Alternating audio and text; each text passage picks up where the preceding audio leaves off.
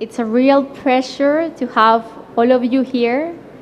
I want to invite for those ones who are at the back, if maybe you can join us at the table, especially the countries who are part of the EWC, that I would love to hear from you.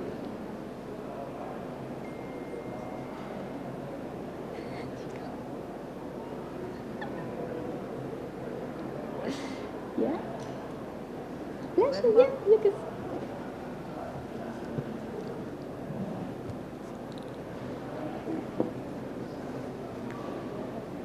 Thank you very much. So I'm really, really excited to be here to present the Entrepreneurship World Cup. As many of you know, and as many of you heard about it, but today here at this room, we have many countries who are already part of EWC. I'd love to hear who in this room is already leading EWC in their countries. Okay, so we have a good representation here. So what is the Entrepreneurship World Cup? The Entrepreneurship World Cup is an initiative that is more than a pitch competition. It's a journey that takes an entrepreneur and with an acceleration program where they can have access to resources, world-class training, everything in a platform. They can click and play, and they can join whether they are an idea, a startup, or growth stage, whether they are in Asia, in America, in Africa, anywhere in the world. And they can also participate regardless their sector. So this is the greatest initiative in the world, the largest one in scale, because we're inviting 100 countries to participate, 52 of them already here at the GEC. And for the new countries who are coming here to learn about EWC, you're going to be very excited about it, and you'll be very excited to join us. As of now, we have reached 40,000 applications around the world. Our aim is to reach 100,000 entrepreneurs from 100 countries. We connect them not just, we provide them the access with the platform where they have all the resources to advance their journey and move on into the next stage. Applications are open now, so for those of you who are entrepreneurs here in this room, you can go straight Entrepreneurship World Cup and you can sign up right now. We also have this first phase on Gen Accelerates, that it's open for you, for all of entrepreneurs that are here until May 30th, here or they're watching live. But also, we're going to go with the participation of all the countries. They are leading the national finals. So we're going to have national finals in the leading countries. And the next stage is for entrepreneurs who are selected from those countries. Each country will have its winner and could move on to the next stage, which is Accelerates 2, where we connect those winners and those representatives from each country with mentors, top mentors around the world, helping them exactly with the business model or with the needs that they are required at that time. So the Accelerates 2 is specific for those ones that goes after the national finals. What's the timeline? As I'd say, so we have from March, we started applications. Many entrepreneurs have already participated at all 8 stages. And we're going to close applications May 30th, so make sure that you can promote or you can disseminate this initiative to all entrepreneurs in your countries so they can take advantage of this initiative. The acceleration program in Gen Accelerates is free of charge, so they can, as soon as they register, they can have access to all the resources available. And the next phase will be to have the national finals that are going to be happening globally at the same time in June, where all the countries are going to be selecting their finalists. Next stage will be, as I mentioned, Accelerate 2, which all the national winners will continue a program of acceleration and one-to-one mentorship. And we're hoping to get all those national winners to the finals in Saudi Arabia in November 12, 14, where they're going to be able to pitch to investors, where they're going to be able to reach a market of global network that we've been working on.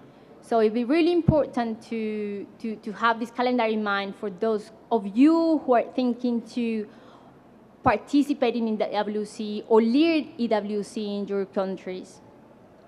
After that, we do not forget about entrepreneurs. So after that, after the competition is over and the acceleration is completed, entrepreneurs will also join a startup club where they will also participate with more entrepreneurs who have gone through the process, but they're also going to be following up, and there's going to be a new network built out of it. Now, for many of the countries that came here, we've got 52 countries. If you see at the list and you don't find your country there, please come to me, because we have to make sure that your country has a representation at the Entrepreneurship World Cup. I just wanted to show you where are all the applications mostly coming from. These are the top 10 countries where we have received the most applications. The first one is India. The second is Nigeria, both of them with over 1,000 applications, 10,000 applications, I'm sorry. And Pakistan, Ghana, Kenya, South Africa, Saudi Arabia, Uganda, Egypt, and Cameroon. One very important component in EWC, and something that we are working really hard at the national level as well as the global level, is that we believe that the Entrepreneurship World Cup will enable the national ecosystems to connect. So we have the entrepreneurs connecting with the universities, connecting with the government, the venture capitals as well, and the private sector. In many cases of the region, it could be just the academia, or it could be accelerators. Regardless who's leading the initiative at the local level, what we will love is to connect the whole national ecosystem. So independently where you're coming from or who you're representing here in your country, I love to connect with us, because I'm sure there will be one national organizer in your country connecting with the national ecosystem. As you know, here we have 170 countries, and we have delegations of many of those countries. So here at the GEC, all those connections are happening here right now. And I want you, if you're coming from a delegation, to connect with your own delegation, but also with the representative coming from the same country. What we would love to is connect the ecosystem through EWC and make a stronger ecosystem. Mentioning about how we connect the ecosystem, many of you here were asking me, how can I participate? So my question to you is, who are you representing?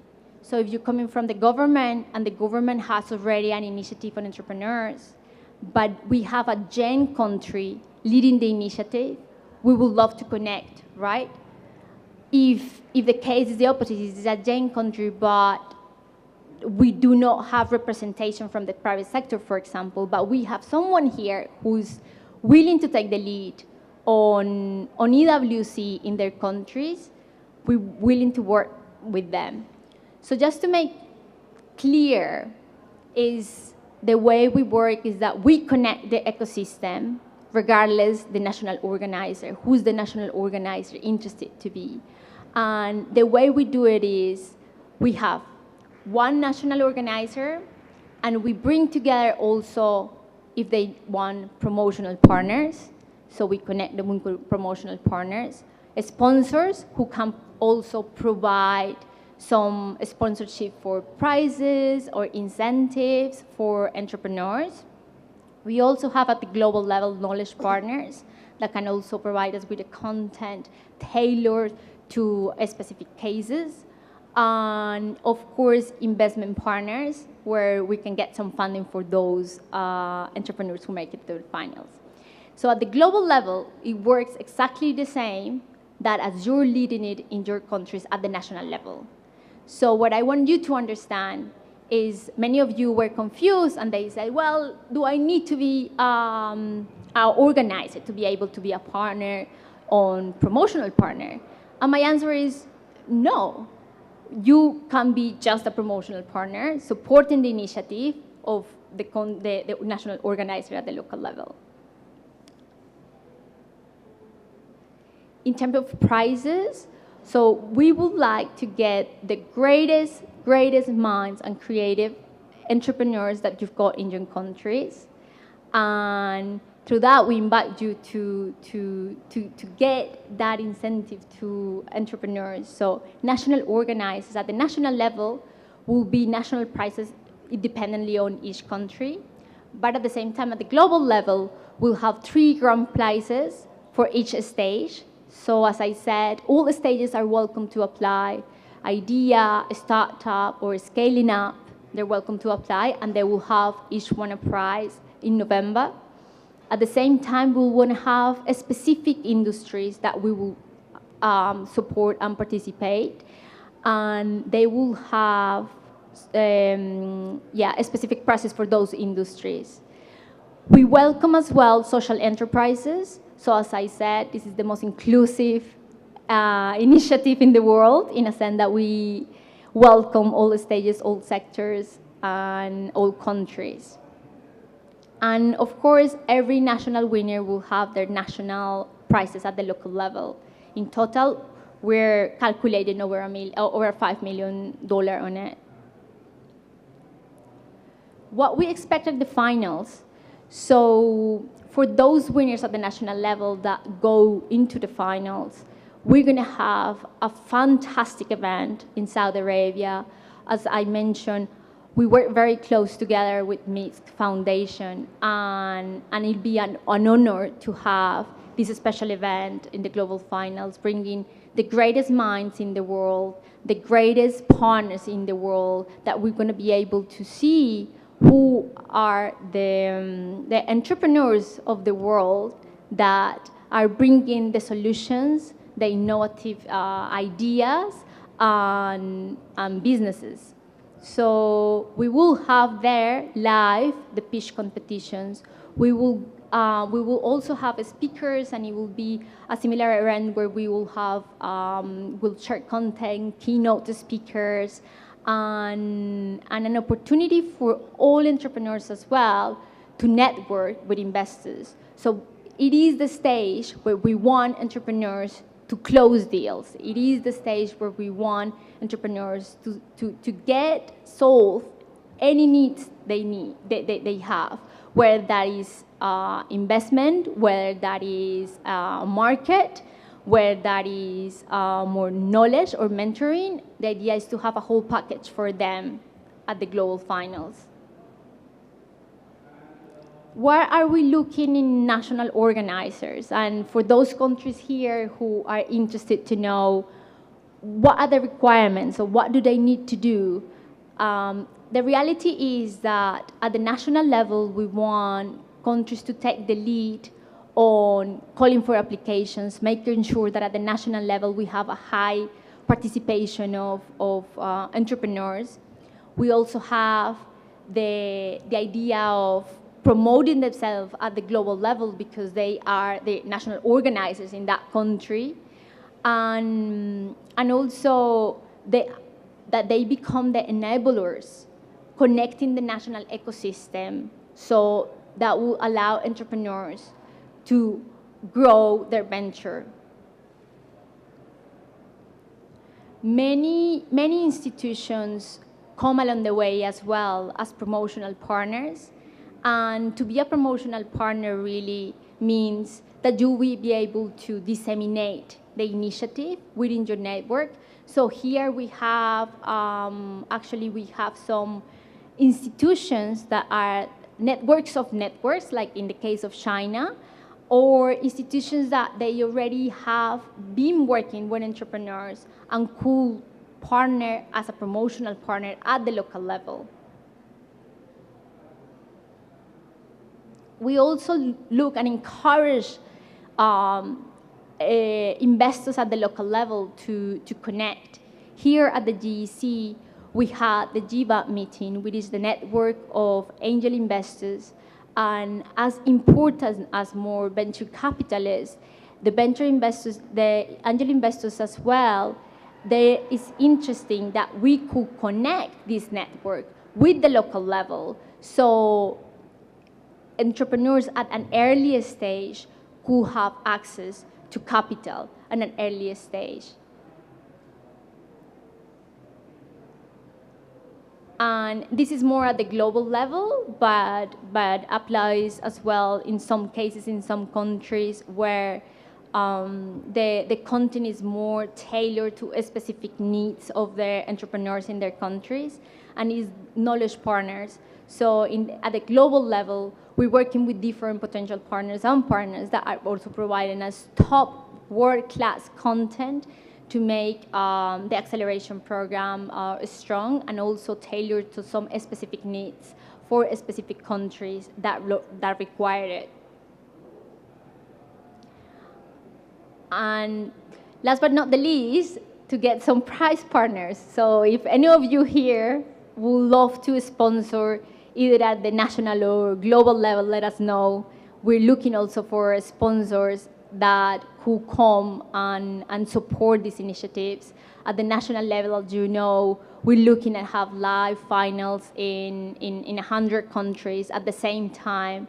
And that requires connecting with the private sector, with the sponsors who are interested to participate and support.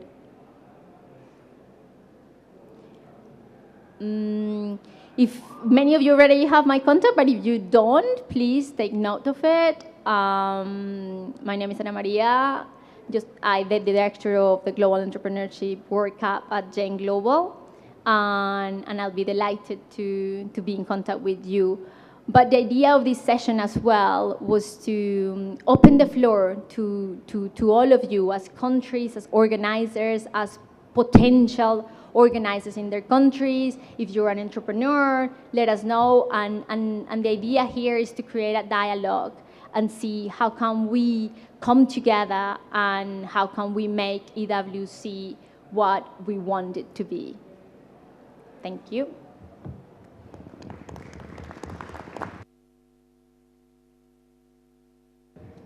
I have a few questions. I'm here. If we want to become an organization, part of the organization, do we need to pay a fee to be part of the World Cup?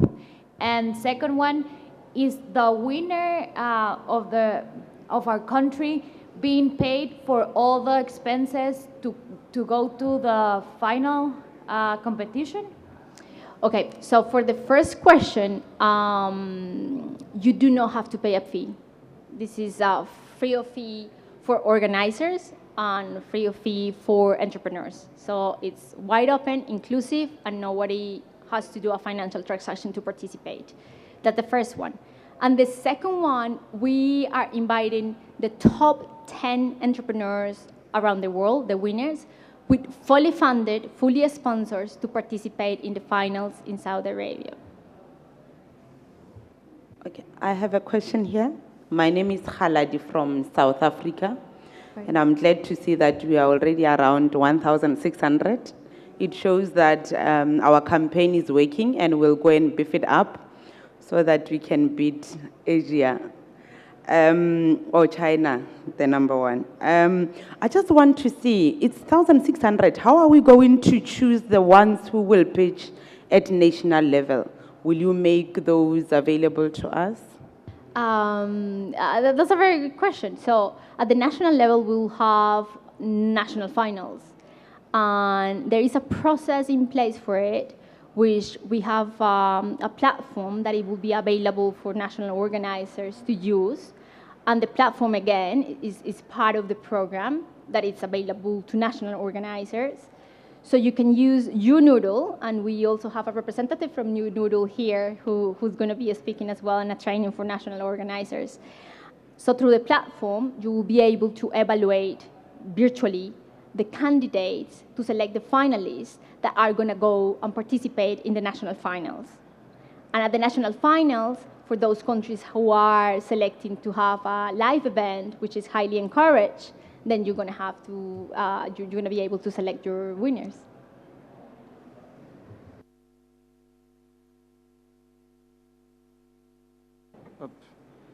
My name is Adulai Bari. I'm from Guinea-Bissau.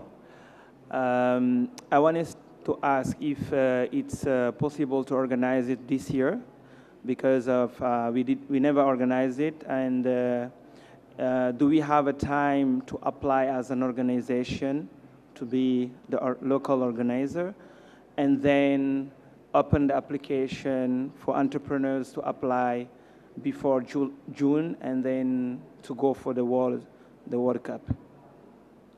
Yes, the short answer is yes. You're absolutely welcome to apply now, today, after this session. You can talk to me directly, and you can apply. The earlier we confirm countries, the better, so entrepreneurs will have more time to devote to their training, which is available until May the 30th.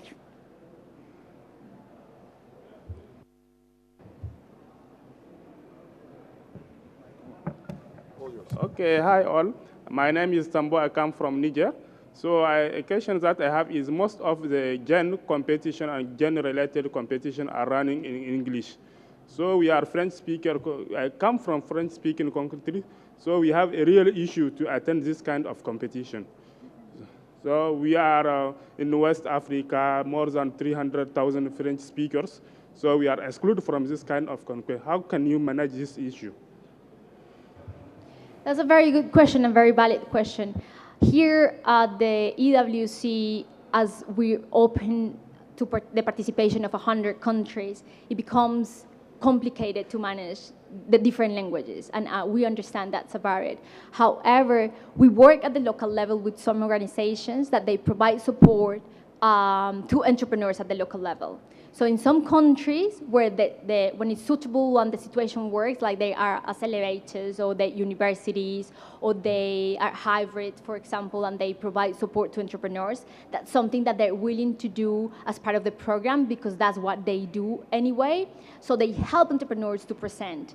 Having said that, all the deliverables can be submitted in your local and native language, because evaluators, who are the judges at the national level, will speak your language. So at the local level, you're super welcome to participate as long as you complete all the deliverables required. And what it will be important is that if you want to go to a global level, you will have to have in the team, or whoever that team of the startup is participating, that they can communicate their solution and their idea or startup or business to the world.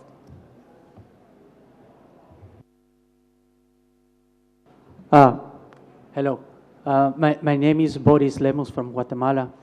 I just want to know if in these main categories you have, it has their own categories, because in the evaluation process, how you will evaluate a fintech from medtech who's trying to cure cancer, for example. I mean, it's peaches and apples. So. Yes, every country is different, and many countries have, like, for example, a specific focus on a specific sector. And it is real that in the evaluation, we're looking for innovation. We're looking for startups that are able to show the innovation of the country, but also that they are viable at the long term and investable. So that will be a decision that is taken by the national organizer country. In some countries, for example, if they can provide prices to idea, a startup, or a scale up, that's going to be something that they can evaluate if they do have the opportunity. In some countries, that's not going to be the case, and they will have to choose only one representative. So it really depends on, at the national level, how the ecosystem is connected and how many prizes at the local level could you come up with to support the entrepreneurs and get, like, for example, one prize for idea, one prize for startup, and one prize for scale-ups. At the end of the day, what is important for EWC is that the country selects one representative, whether it's idea, startup, or scale-up. Hello, my name is René Salomon from Bolivia. We already are involved. We already signed the MOU to organize this. Listening to you and the questions, every country will have a finalist. And then out of the 100 countries, we will have the 10 finalists that they will go to Saudi Arabia. Are they going to be a structure where they can compete like continents, and then from the continent will go out, or maybe we will have 2 from one country, or doesn't matter? That's my question. That's a very good question, and we're open to do regionals if needed. As it is structured now, is that we're inviting countries to lead their nationals per country. I think EWC has been very successful on it. In the few weeks that we've been open, we already have 52 countries, so I believe that for the rest of the countries who are here, you're going to join us and we're going to make it grow. As it is now, we don't have regionals, but that's something that it is possible, and it will depend on the region. So, for example, if in this region, let's say, just an example, in the Middle East, they would like to have a regional event and they coordinate it, and it's something that it could happen, yes, definitely. If we can make it happen until before June the 30th, that's possible. As it is structured now, it's by country. My name is Stephen from Ghana.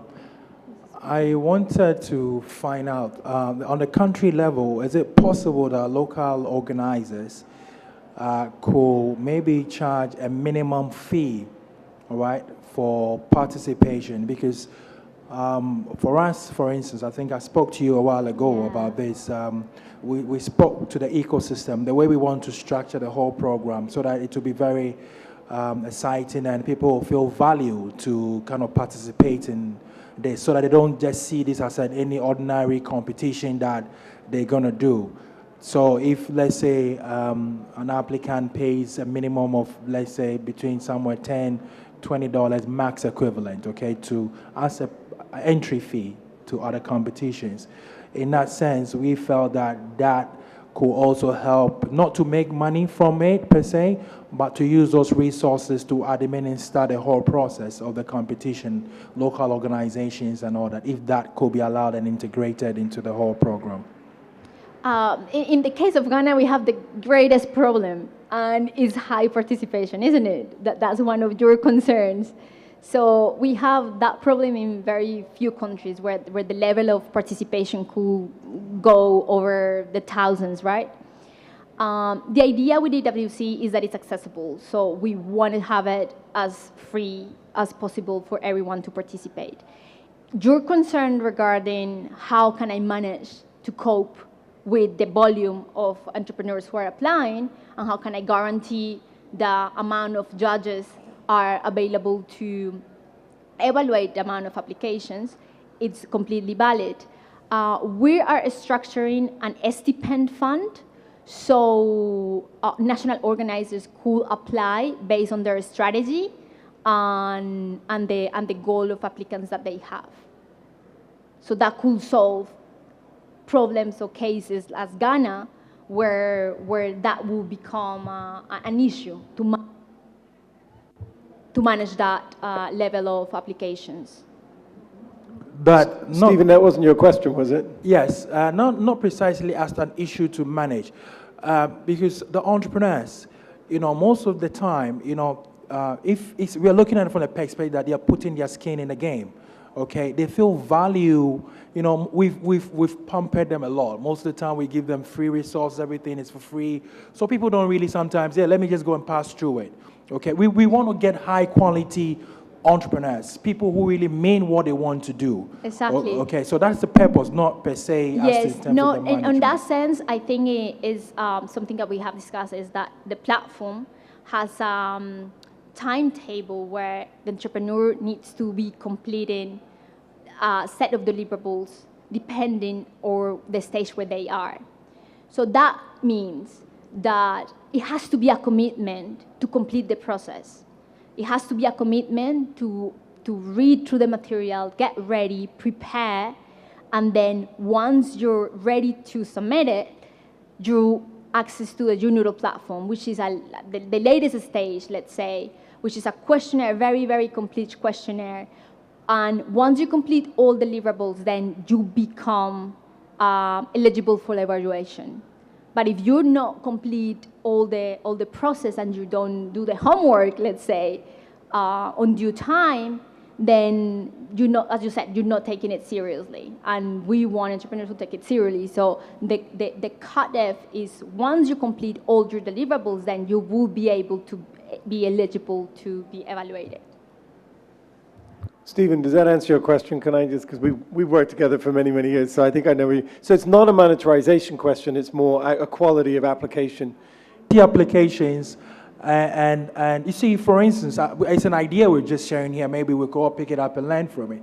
Like you're saying, most of them, even in terms of the process online, okay, some of them might need guidelines to help them, go through this process online to make sure that they do things efficiently. Okay, so, I mean, that resources that is going to go in, is, if we want to be properly look at it, is all cost factor.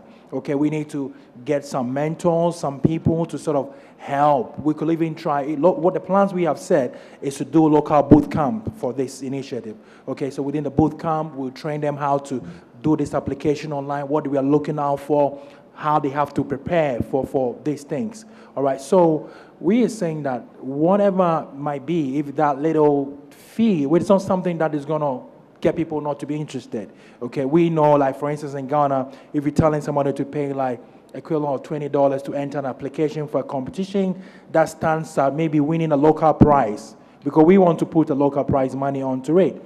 They'll be compelled, they'll do it, because we've seen other competitions in a country that charge even higher, and they're able to get 10,000 and above applications, coming through that. So for us, that is a model we are thinking around, but I'm just asking if it is allowed within the ecosystem for a local organizer to sort of run that. I mean, that's what I'm... As we have it structured here, no, there's Okay. no fee involved in the registration. Let me just add on that. However, if you want to provide a fee-based service to entrepreneurs that have applied, but you want to give them an optional thing where if you want assistance from this particular program that's going to help prepare you, am I correct, Anna Maria, that would be permitted if they wish to do that as supplemental support, rather like Susan and Matt, yeah, okay. Absolutely, and I think, I'm not sure if we have any of the countries who are doing this on the side. For scale-ups, they will need a little more of preparation and training and mentoring. And that's a set of mentoring, let's say, or service that is provided for some accelerators, if that's the case. So yes, it is done through a service, a package of services that they do, but it's not through EWC. How are you going to measure the effectiveness of the organization that carry out the event in each country? Is it by number of participants, the quality of the applications? I don't know. How are you going to measure the local organizer? Yes, so we're working with the local organizer to have a goal per country. So we do expect national organizers to reach the goal that is set. It really varies in every country, and it also varies because some of them have really strong promotional partners already, or are looking to close really good promotional partners. So it really depends on how will be the total network of what they have. But basically, it's through the quality of their entrepreneurs, right? So if they manage to select not just by quantity, but also by quality, a representative or a winner at the national level that can go to the global level, hopefully to make it to the top 20, to the top 10 and make it to the finals. But we also encourage countries to support all the finalists, because at the end of the day, we want to see everyone in November to present all the national winners. I have to.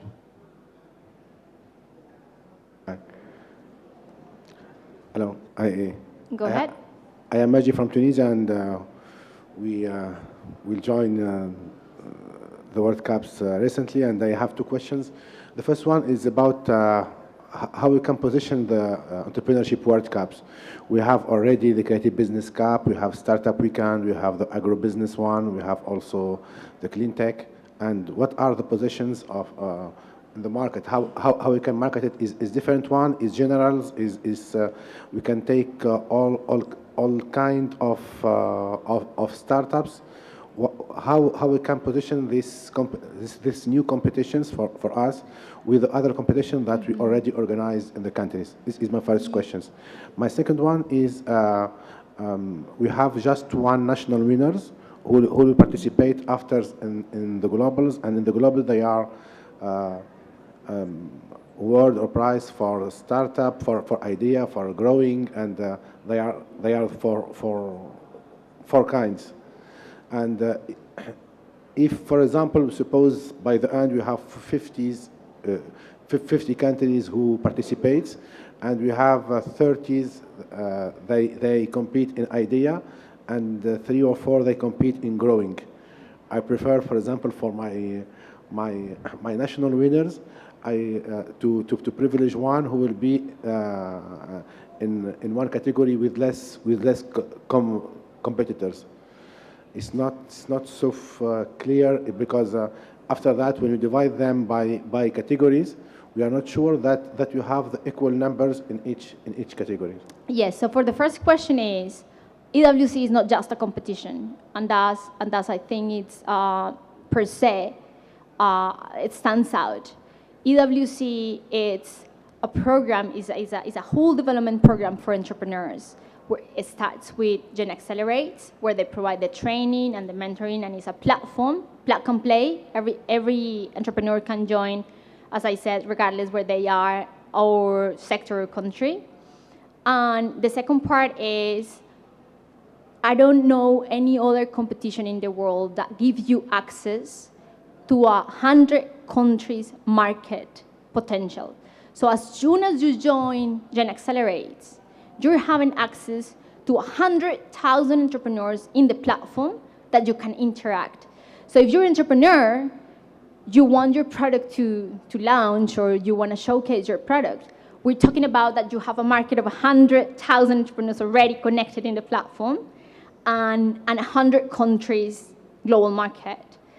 On another note, we do not forget, once the entrepreneurs participate and finish the competition and they get prizes, regardless if they get the prizes or not, they join a club of more peers that are dealing the same kind of issues.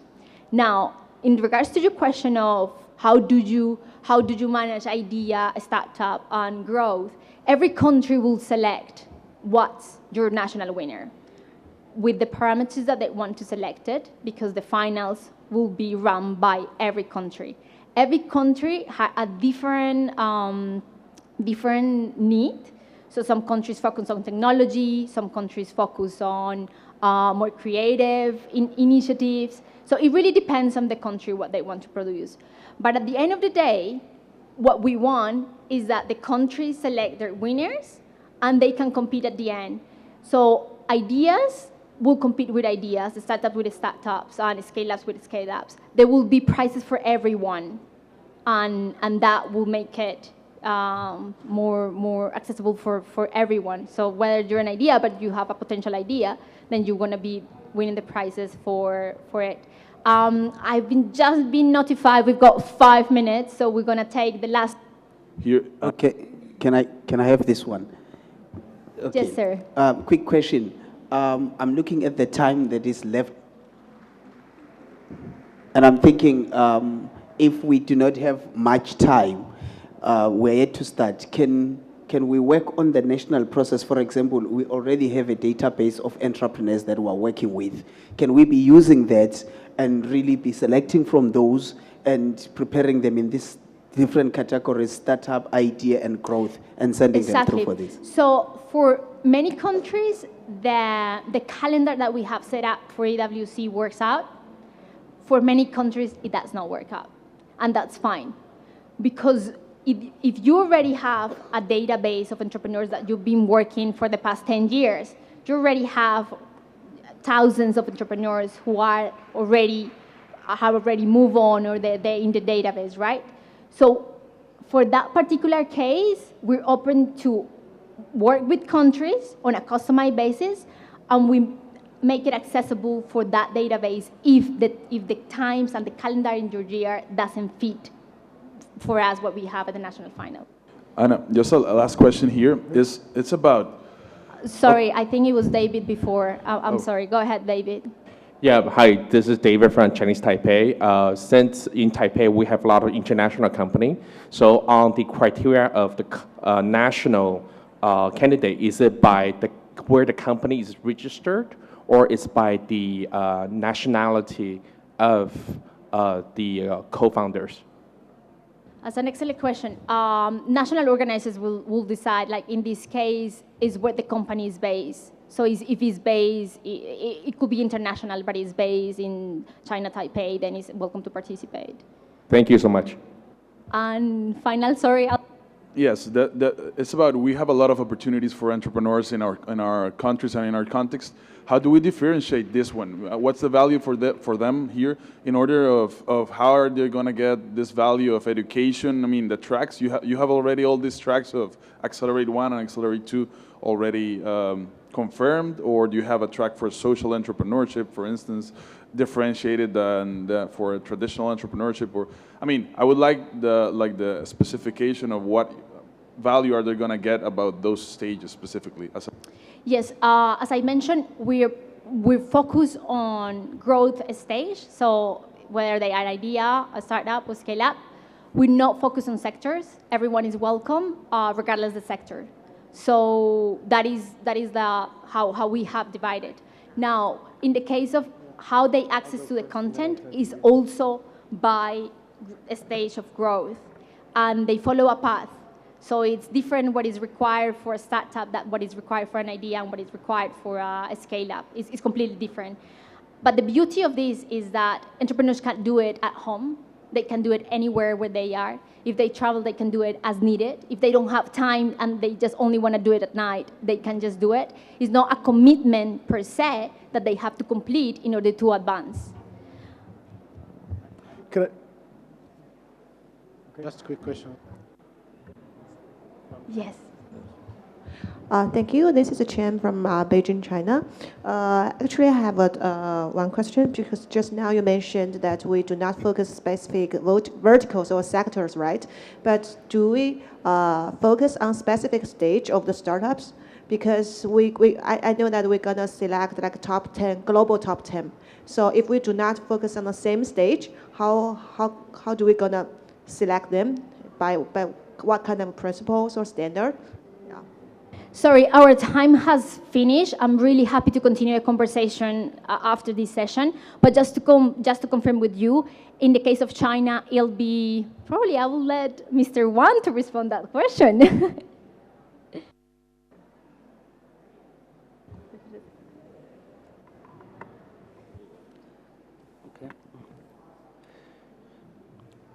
Okay. Hello, everyone. In China, I came from China, Peking University. Now, Chinese, how to say this? So I'm just going to make it short. I'm sorry. I'm going to make it short. What do you want to say? Okay. I'm just going to make it short, just to say that in the case of China, will be multiple prizes for every stage, and it will be a regional organization of it. So there will be participation of all the stages because of course, the scale in China. I'm very happy to continue a conversation after this. I really have to wrap up, but I really want to thank you, everyone, for being here and participate in this session. Anna Maria, I'm going to take executive privilege. Since you actually do have 10 minutes to get to your other session, I'm going to just take 2 minutes if I can. There's something really important I just want to add, particularly to the question I think that came from Tunisia, which is what you need to know about what's different about this for us is that we've been involved in hundreds of pitch competitions. We're only going to be focusing the entire GEN network on this one. We are very focused on this not being about a pitch competition, as Anna Maria said. This is a program and a process. And that all the entrepreneurs coming into this they are already connecting with each other. And that this is about connectivity. It's about them, if they don't make it into your finals, they go back to the beginning of Accelerate 1. This is about a continual education process of your entrepreneurs.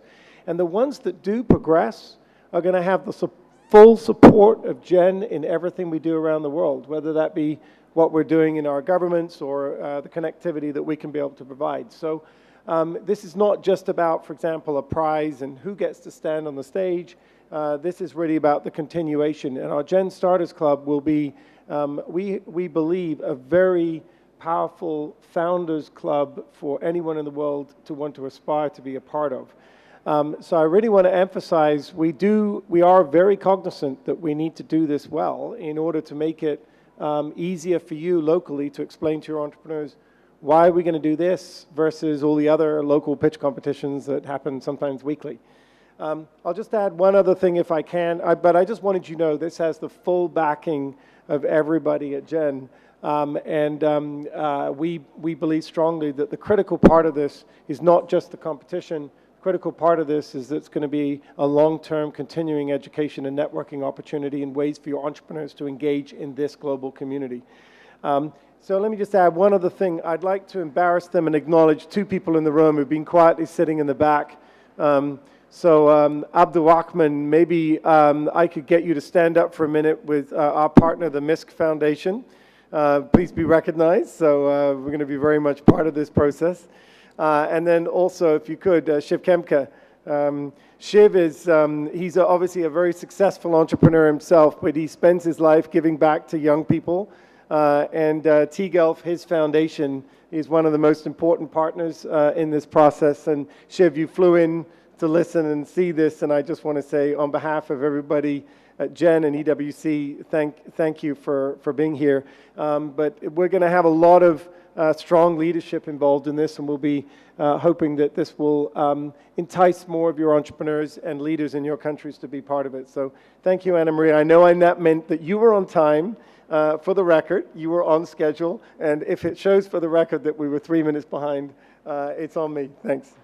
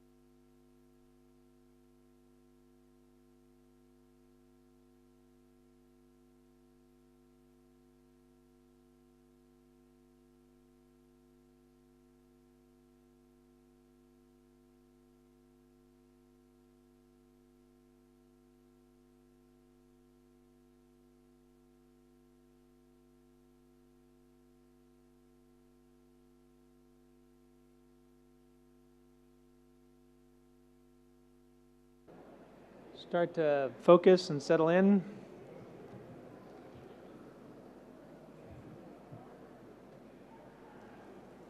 I don't know about you guys, but I really like these round table formats. I think we should just sort of sit in and just soak in the round table vibe. No, but seriously, we've been doing this since Moscow was the first Global Entrepreneurship Research Network meeting. And that was the same week of the annexation of Crimea, because some of us got to go to Red Square and see Putin announce the annexation of Crimea, so it was memorable for me. But what year was that? Can somebody tell me? Was it 2014? 2014. 2014. March 2014. So that means this is our 5th. That's pretty big. So, and we've gone through a couple of iterations with GERN, and today I think we're back to the starting point. We began the first meeting just going around, much smaller room than this, and asking those participating to simply describe what their research priorities were for the coming year. And then we had a discussion about what categories those different research priorities fit into, and then tried to distill those down into a set of priorities for GERN so that we could really amplify the interconnections between the different research areas. I'm not going to enumerate the ones that we came up with. I think that they resulted in some successful projects that are ongoing in various dimensions. But at a certain point, prompted by our colleagues at the Kauffman Foundation, we shifted direction, and it really became less around trying to find the interconnections among the people doing research, as it was around trying to respond to the needs of entrepreneurs. So for the following 2 years, and I think most particularly last year in Istanbul, the focus was on design thinking from entrepreneurs, and what could we learn from entrepreneurs about what their priorities were and the programmatic layers on top of that. And so what that really helped us to do, I think, was to have a sense for the interaction of research priorities with design thinking and listening to entrepreneurs. If we only listen to the priorities that are determined to us by entrepreneurs, we really miss the integrative aspect that you have when you have a kind of a level up view. Entrepreneurs don't necessarily think about, most entrepreneurs do not think about the ecosystem in which they're in as a system. They think about the ways in which they interact with the system. And at least for me, and I think I speak for the research team at Gen Global and for the GERN leadership, that it really brought me back to saying, now we're 5 years later, and each of the organizations with which we work has progressed and has been exploring, also listening to the community in different ways. And it's actually worth another inventory of where everybody is. And it's not that the design work that we did last year is sort of entirely put to the side, but I don't think that that exercise was conclusive in shifting the priorities that we had set previously or in reorienting us. So what we're going to do today, as potentially open-ended as it may seem, is just simply to, I prefer to go at random, because if we go around the room, then the people over here just like check their phones or whatever. So I might just do a little bit of randomization, but not everybody has their name cards. So anyway, you'll have to see about that. But we're going to go around and just talk about what is the priority in the next year and why.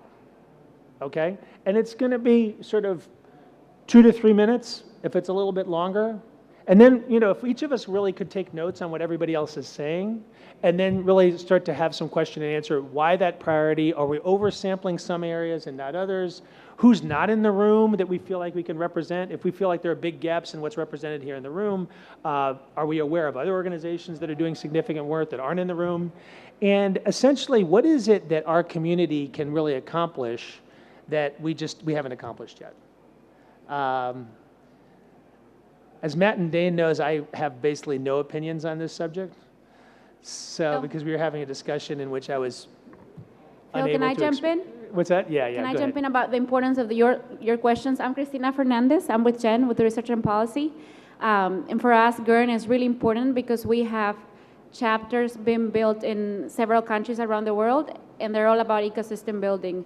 But not all of them are using evidence-based approaches. So the more that this community can serve the practitioners on the field, the better. So we are here to connect your research with actionable practice.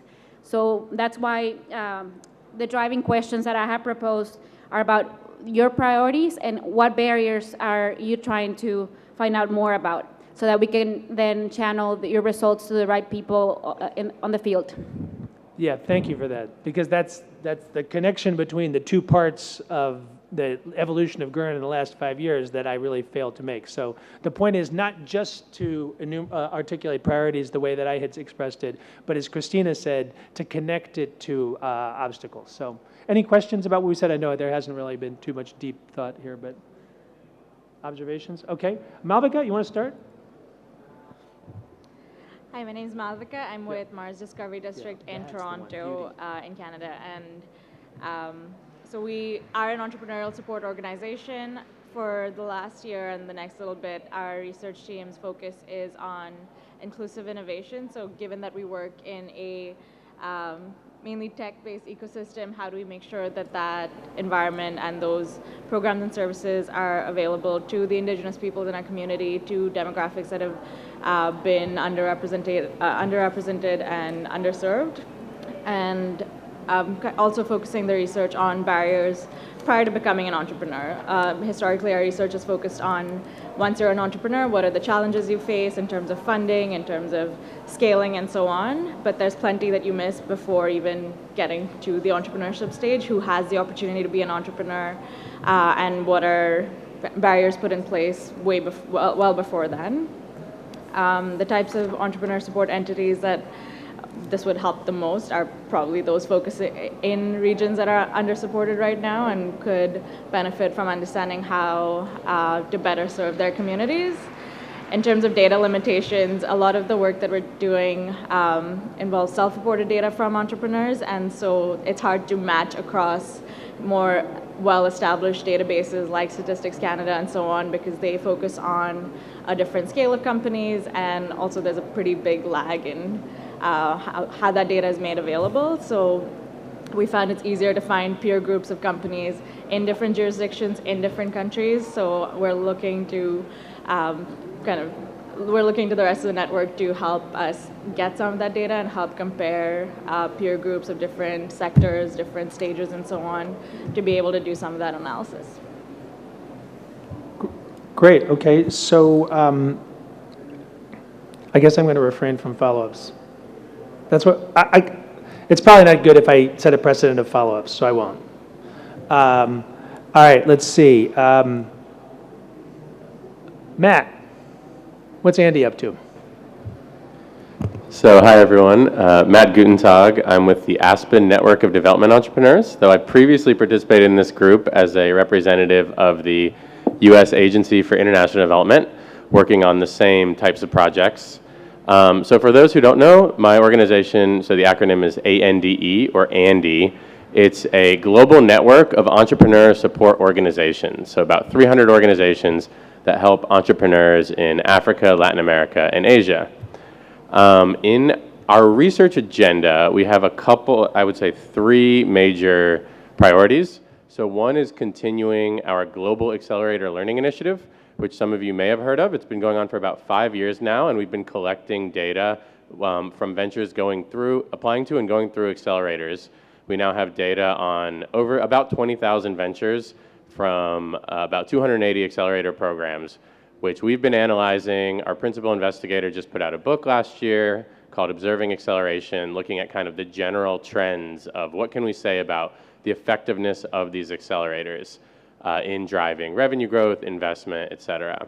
And we do make that data available for other researchers. So now that we have a data set that's large, that's so large, we're really interested in helping other people use it. So pushing it out a little bit more so other people take advantage of it, as well as working with accelerators on how to use their own data better and how to take our data set and use it for benchmarking. So really thinking more about the use of the lessons and the data itself by the accelerators rather than just continuing to churn out reports. So we're really excited about that, but we also are launching a new initiative called the Small and Growing Business Evidence Fund. And so this is a new fund that will support partnerships between researchers and practitioner organizations. So these are entrepreneur support organizations, whether this could be accelerators, consulting firms, other capacity development providers, investors, et cetera. And we're kind of doing a hands-on process to pair up those groups with researchers to answer questions that the practitioners have. So it really speaks to the idea of a practitioner-led approach about these ecosystem builders, and they might come to us and say, hey, we've been doing mentorship, we think it works, but we're not really sure what model works best for us. And so we would help put them with a researcher and support them to actually carry that research out. So if you're interested in that, please come talk to me and possibly participating as a researcher. And we have generous support of the Argyrius Foundation to seed that, but also looking for others to broaden the research we're doing. So that's sort of another piece at the intervention level.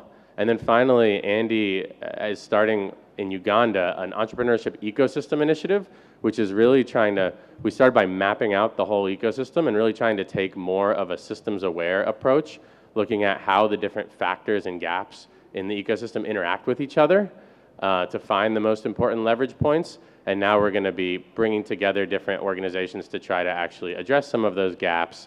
And we want to have a really robust evaluation and research agenda kind of at the ecosystem level. But we're still figuring that out. So if you're, for anyone who's thinking at kind of that level, interested to hear your thoughts as well, because that's certainly something we haven't cracked. Great, okay. Lucia? Yes, thanks. Lucia Cusmano from the OECD SME and Entrepreneurship Division. As such, we cover a broad range of policies related with SMEs and entrepreneurs. I mean, it would be probably too much to mention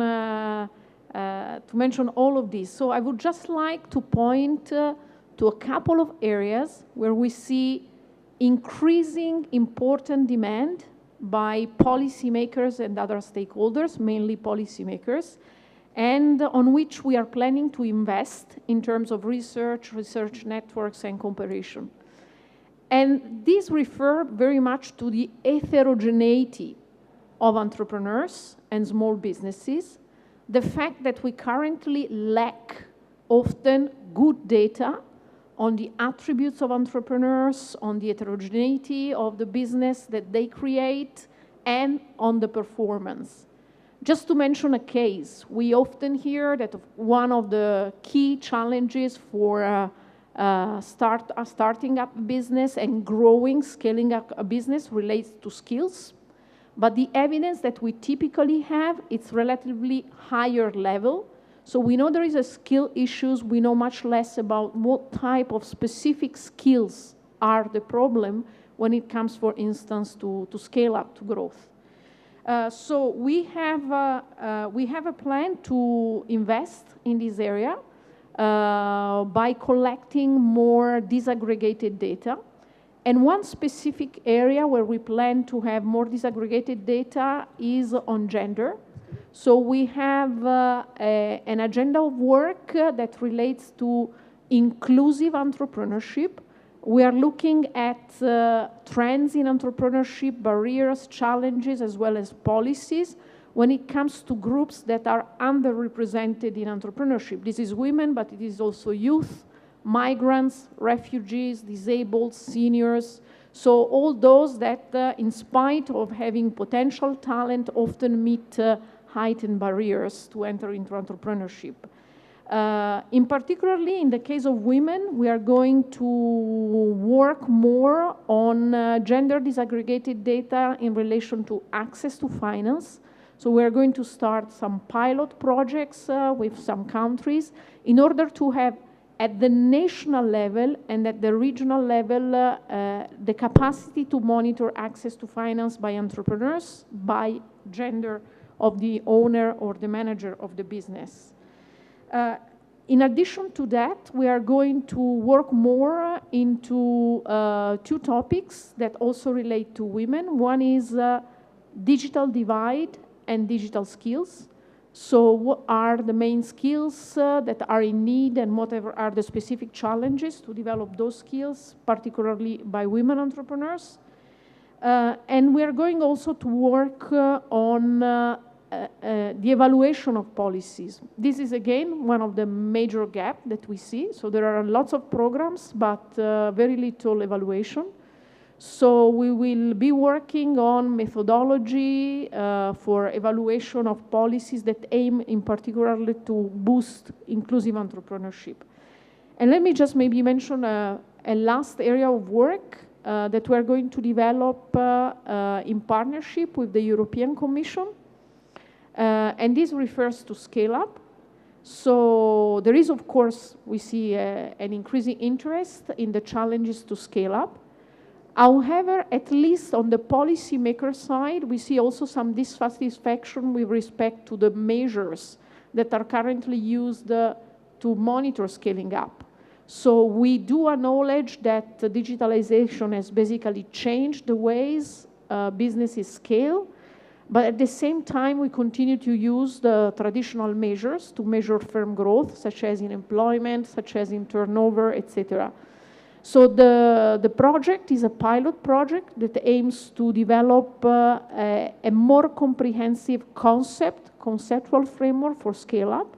So we would like to look at different ways to scale up and combine different dimensions. It's certainly employment, it's value, but it's also like innovation, capacity to enter new market. And then we would like to make this an operational definition by looking and defining new indicators. Okay, terrific. Thank you. Ken, you have some thoughts on scale-ups? Yes. We do peer entrepreneurship, so we pride ourselves. Could you say who he is? Pardon? Could you say who we is? Oh, so I'm with Quater. We have based our research on Rob Webker's work. Zoltan Ach has also been involved in our research, if you're familiar with Zoltan's work. We build a peer-based entrepreneurship framework and data analytics structure. We've had about 1,000 alumni through our program. We're looking to be a magnitude bigger, mostly through online initiatives. We're also looking to be a magnitude cheaper.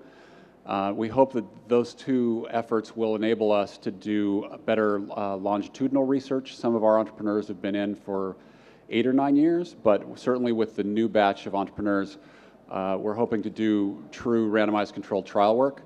And we think the most cost-effective way to do that is to work in country.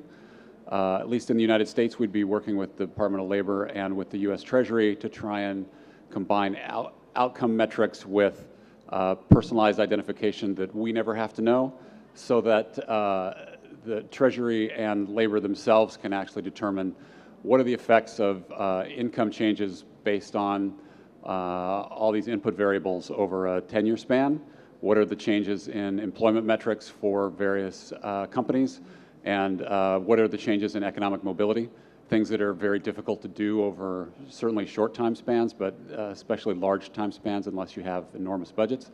We're hoping to make that quite a bit more cost effective. Terrific. Harry? Good afternoon. So 3 things, but just briefly, I work for the Argidius Foundation, a private Swiss foundation that's interested in improving the effectiveness and reach of enterprise development services. We do that by working in specific ecosystems, helping to garden those ecosystems. We build the capacity of market-leading organizations, and we've got a learning pillar where we both evaluate what we do and research through initiatives such as the Evidence Fund, pieces of work relevant to our field. The 3 sort of headline areas really are, 1, what works and for whom. We know that there are lots of things out there that don't work. We also know that there's increasingly things that really do work. which leads into the second piece of how do we put knowledge into action. So we're getting clearer on $1,000 over there is more likely to yield full-time job than over here. How do we get practitioners to put this knowledge into action? How do we enable entrepreneurs to use this information to make decisions about what they participate in? How do we draw funders into the space? So 0.0 something percent is spent on enterprise development out of the total global international development budgets. Given how effective enterprise development can be at important outcomes like employment, that's too low. So we need to bring more players into this space. And to do so, we need to get clearer on what the impact is when we see job creation. So what impact does that have in the local communities? What are the other impacts when firms grow, and get better at communicating that? So those are our three priorities. Great.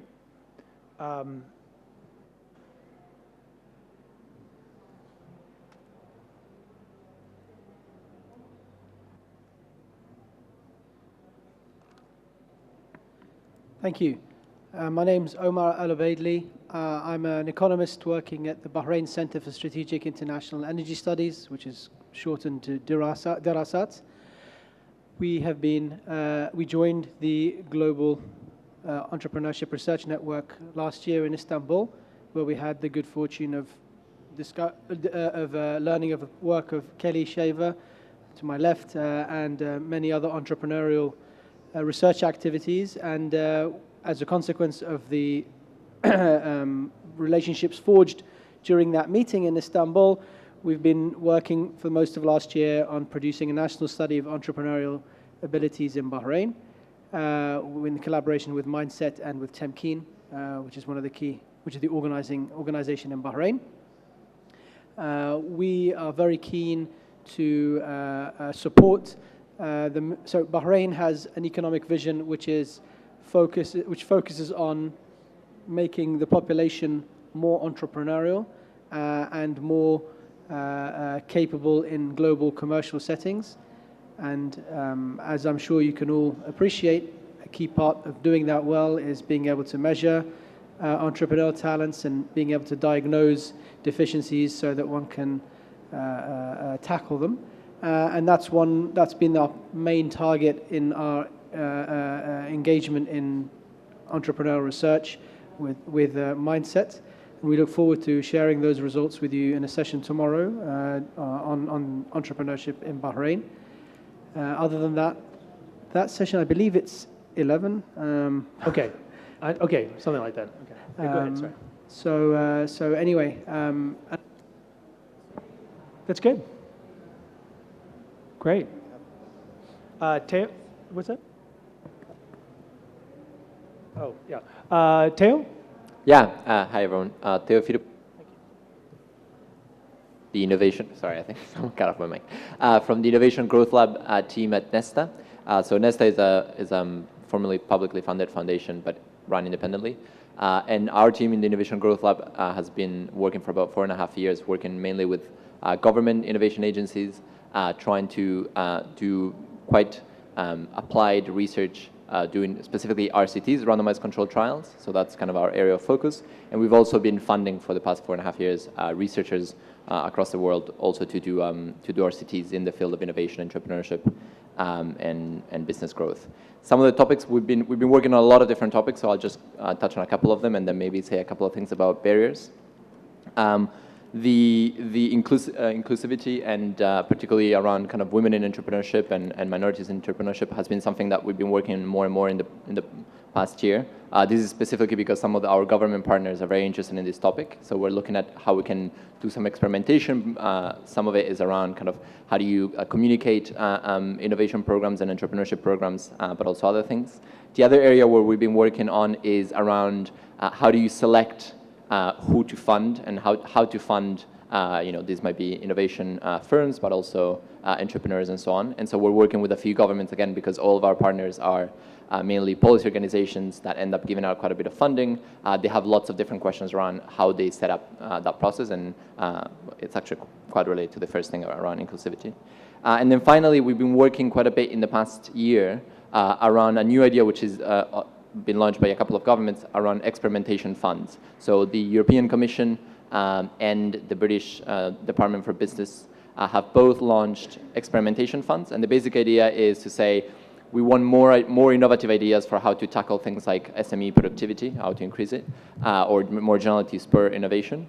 And so we have a pot of money that we devote to anyone who has an interesting idea. Will fund it, but it has to be set up as an experiment. And so we at IGL have been kind of partnering with both the British government and the EU Commission to help them help those teams make sure that those RCTs and those experiments are really well defined, that they have clear outcomes and so on. Just a quick note on the barriers. The first one around kind of the research that we have been funding for the past few years. I think the key challenge, echoing what Harry was saying, is to translate that into action. So we've been learning quite a few things. Now is the time to kind of figure out how do we communicate those findings and get them to be used. The other one is particularly for the things I was mentioning around grant selection and how do you select who to fund. It's been a real challenge working with governments around what data they collect and how kind of comparable those things are. And then finally, with the experimentation funds, it's really been a learning process because some of the people who are doing some of these experiments are quite inexperienced. Some of them are academics who've done tons of RCTs. So it's just kind of trying to figure out how to navigate that and how we support them in that process. Thank you. Great. Hi, everyone. My name is Rose Murad from Bahrain FinTech Bay. Just to give a quick introduction, Bahrain FinTech Bay is a leading fintech hub in the region, and what we do is we act as an ecosystem builder to ensure that all stakeholders involved are provided the support and level of awareness when it comes to interactions in the ecosystem. So within our cornerstones, one of them, specifically our cornerstones, would be to, as I mentioned, promote the fintech industry as well as support the stakeholders. And within research itself, that is what we try to do in terms of raising that awareness, as it is an emerging industry, as well as make sure that stakeholders, both when it comes to the entrepreneurs, as well as, for example, government entities, financial institutions, and etc., are aware of the existing information and data that's available that will help them both interact with these entrepreneurs. So when it comes to our actual publications this year, we recently focused on, there's a variety of them that I'll go by. I'll list them out. So first of all, we recently released a report on regulations. We wanted to make sure that both the regulator and fintechs, as well as people who are watching the industry, are aware of what are the regulations that need to be adopted, as well as how can we use this data as the reference points to implement it in emerging industries that come out. Moving forward, we're also looking at different dynamics such as women in fintech. We want to make sure that we understand what's going on in regards to women who are entering both as employees and entrepreneurs, and understand what are their experiences and how can we accelerate this trend, as well as what can entities do to support this initiative. Finally, not finally, but we do have also our ecosystem report, which we will be launching our second edition, and hopefully in July. And by there, that's where we really started off, by giving that level of awareness and reference points. It gives a general overview. It's inclusive of different stakeholders, as I mentioned, to make sure that it addresses any question marks that are available when it comes to really understanding this new industry and what it really entails. Finally, we also have a talent report that's coming out, second edition. That's where we try to look backwards in terms of what needs to be done when it comes to even academic institutions to ensure that we create the right workforce and we have the right skills available for entrepreneurs as well as employees that will be fueling these companies to make sure that they can really support the industry. So in terms of data limitations that we're facing, something that we're really looking forward to always is collaboration with external entities, especially to see how our research can be implemented in different regions as well as different ecosystems, and see is it still viable or is there different cases that need to be considered. Additionally, something else would be that we're quite curious to look into is how can these fintech solutions and fintech entrepreneurs enter different industries? What are the opportunities and challenges that could arise from their win? Thank you. Thank you. Faisal? Hello, my name is Faisal Mohammed Abdali from Libya. I'm the General Manager of the Libyan Authority for Science and Technology Research. So we are building a new research center under our umbrella, and we want to join the network of entrepreneurship network to be able to understand what's going on in the entrepreneurship in the world, and to make the network very successful for us. Thank you. Great, excellent. All right, Rashidor? Famous from last night, everybody's. So thank you very much. I represent University of Dhaka, is the largest public university. So we have recently established an innovation center at Dhaka University. So what are the three initiatives that we are focusing on? One is an SDG, the role of entrepreneurship. So we are working with the Metropolitan Chamber of Commerce in Bangladesh. So we are looking for what roles that entrepreneurs can do in terms of realizing SDGs. The government of Bangladesh has really made some national plan about the role of government, but we don't have any track record of what the private sectors can do. The other one is focusing on women entrepreneurship, which we are working with the Bangladesh Bank, the central bank of the country. So there we'll be focusing on the market linkage. So what the women entrepreneurs need to update themselves in terms of understanding, and what the bankers, such a bank or financial institution, are facing in terms of problems that they are funding. And the other is we are looking for an ecosystem mapping for Bangladesh, where we are working with the Bangladesh Investment Development Authority. This is the works under the Prime Minister's office, where we are focusing on district-wise mapping of what the countries look like, where we are in terms of entrepreneurship. So the center is new, but it has an excellent board of both government, private sectors, as well as the university representatives. So we will look forward to welcoming you all to just share with you. I will share with you the research outcome with all of you. The center has 4 focus. One is the people, where we will be focusing on training and incubation. The other is the programs, and then we have policy research. The fourth is the place. So I will stop here. So if you have any questions, I will be happy to answer that. Thank you. Great, thank you. Phumlani? So my name is Phumlani, and I'm from Alan and Jill Gray Foundation. It's a private philanthropy. It's going to be headquartered in Rwanda, and looking to scale entrepreneurship across 10 different African countries. So I guess we are fairly new, but we were established from the successes of a sister company called Allen Gray Orbis Foundation, which has been operating in South Africa for the last 12 years. So our intellectual projects, or kind of research interest, and if people have papers on this, please share. It's redefining entrepreneurship from African experiences and observations. What we know is that the African context is full of young institutions, and in many ways informal institutions. So, and we are not clear as to how to support an unlikely youth entrepreneur, and we're looking for research on those areas. And then the second thing is disaggregating entrepreneurship ecosystems. I guess on a personal note, I have a problem with the idea of an inclusive ecosystem. I don't know what that means on the ground, given that entrepreneurship ecosystems are quite complex and nonlinear, and our approaches need to be disaggregated. So to avoid copying and designing effective interventions that support entrepreneurs at various stages of their venture. And then the third thing is, if anyone has African case studies of youth entrepreneurs, that will be fascinating for us. We know that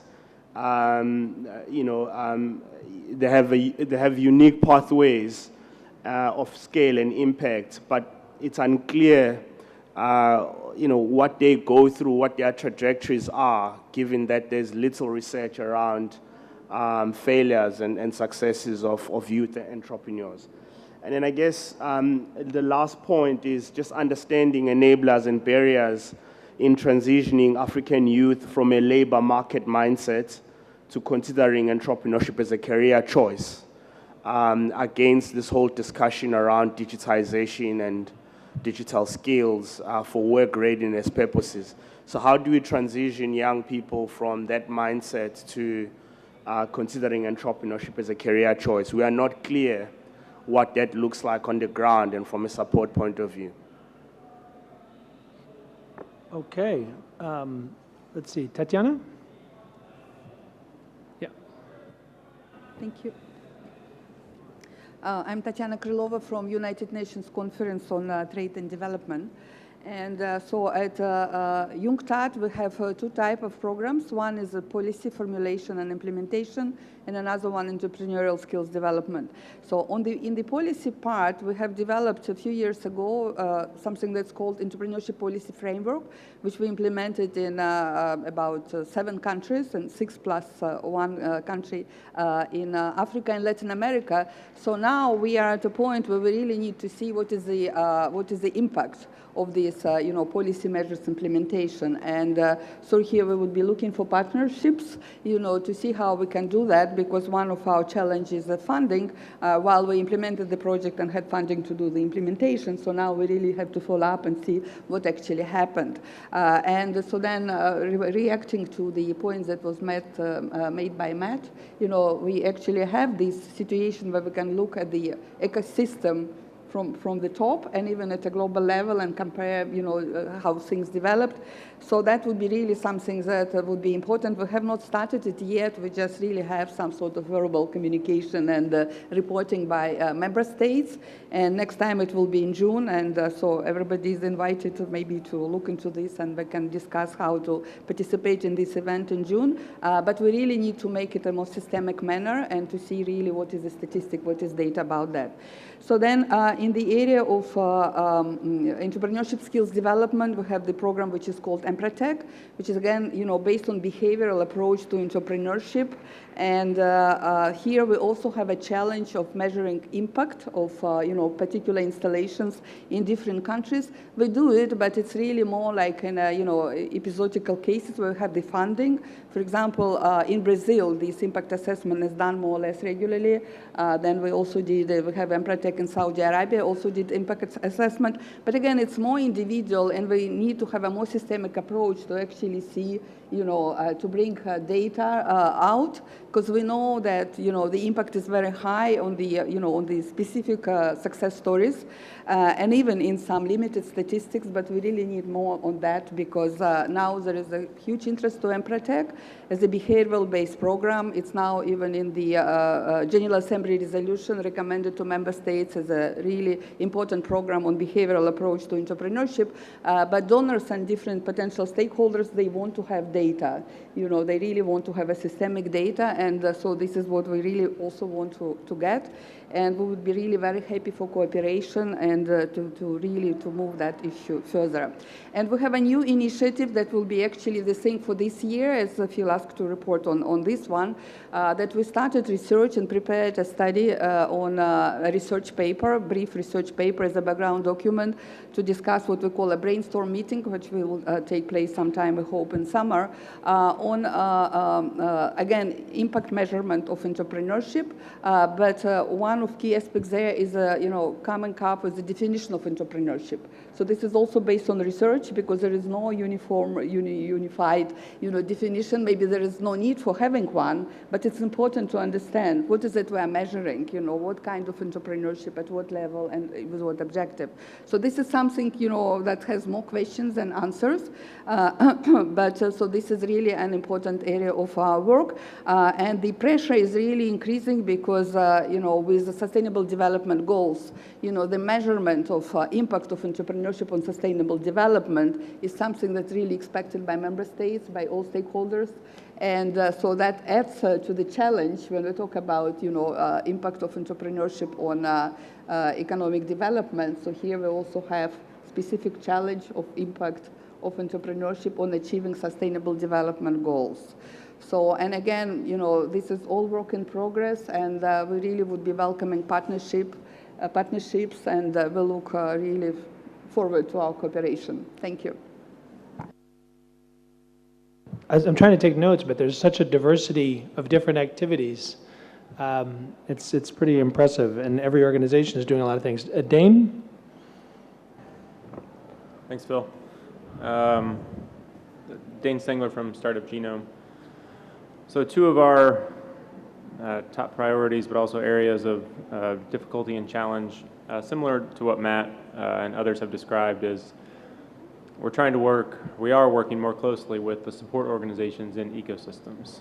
So we started with accelerators this year and incubators, hoping to expand that to co-working spaces and other programs, competitions, to establish through them two things. One, a conduit for continuous data collection. As some of you know, Startup Genome, part of our work, part of our assessment is based on a large annual survey around the world. That's very difficult logistically to carry out. It's very expensive to carry out. So part of our reason for working with support organizations is to establish a more continuous pipeline of data. And part of that too, as Matt suggested as well, is to help give them the capacity to collect data on the cohorts, on the entrepreneurs that are coming in, and then ideally to give back to them in return an idea of the impact they are having, the value that they are adding in an ecosystem. We're not going to do this publicly, we're not going to shame anyone, but to deliver to them privately, here's how you compare, here's how you benchmark in terms of your value added, your impact to other accelerators in that ecosystem, in that region, and around the world. Now that, we started on that, but that, I think as many of you recognize, is not without a considerable amount of difficulty.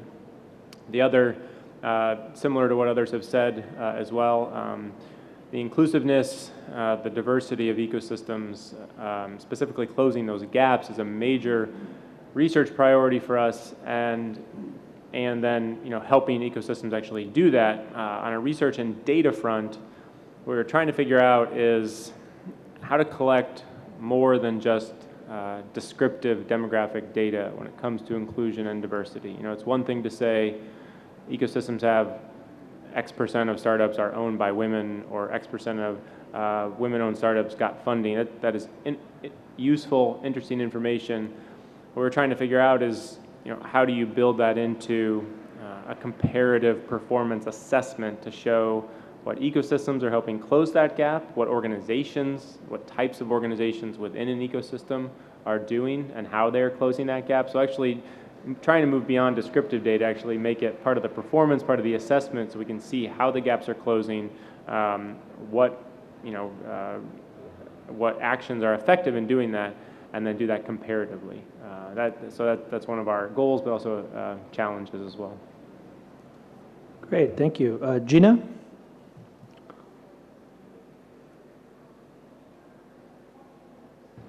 Hi. Yeah.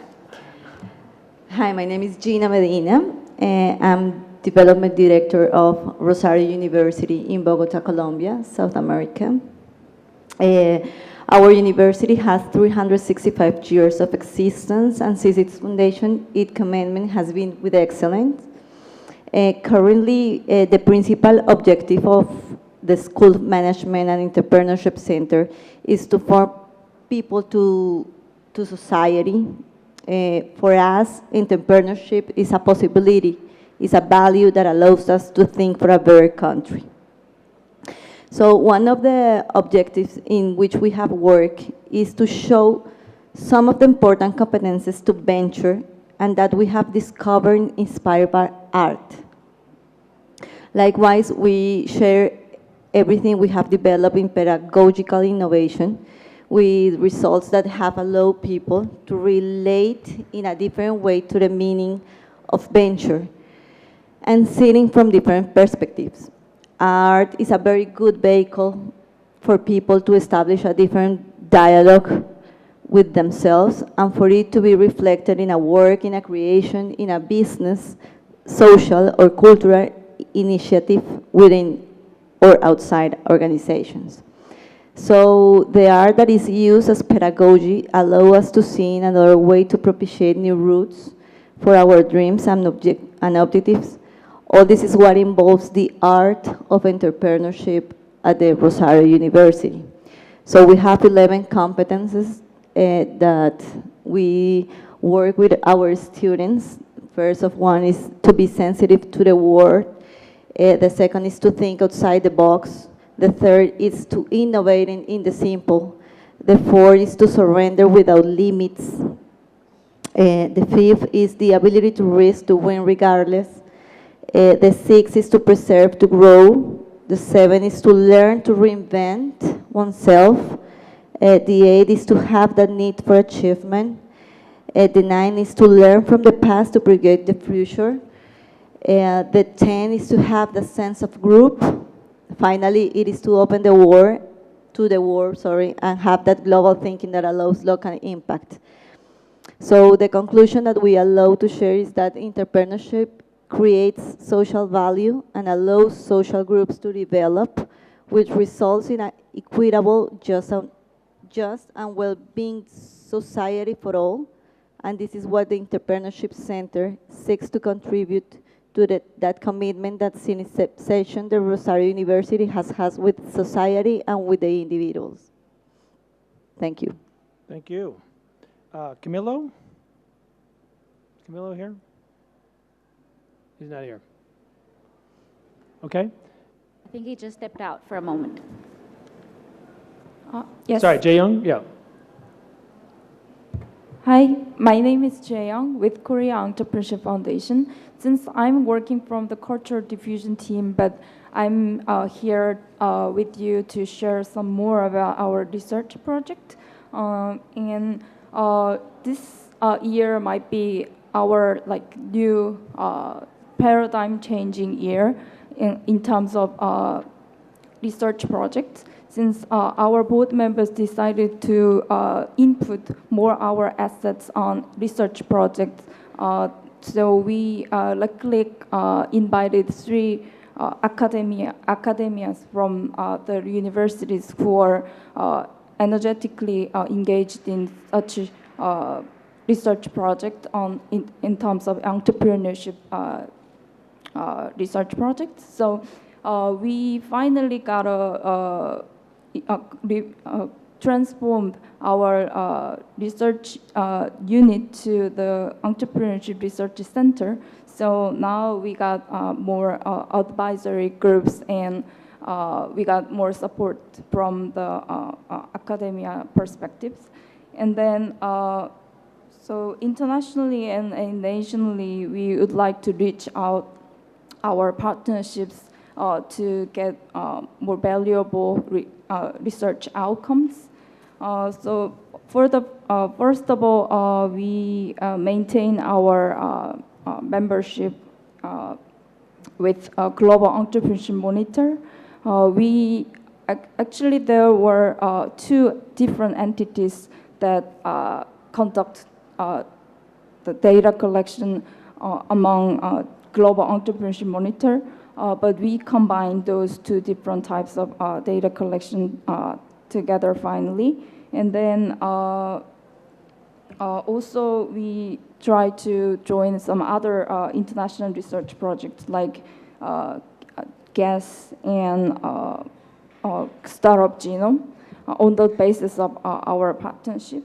So in case of Startup Genome, we reach out to the 2 different cities like Seoul and Busan are gladly join us to deal with this project together. So I will be the focal point to help them how to collaborate with Genome team.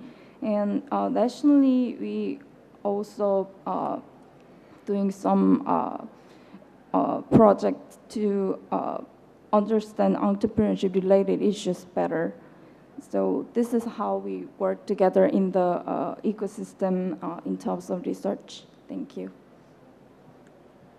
Thank you. Okay, Beauty, why don't you go ahead? Thank you. This is Beauty Akhtar from Daffodil International University, Bangladesh.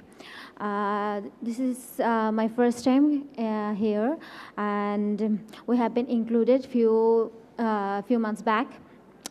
First, what are the specific barriers for the entrepreneurs that we are getting?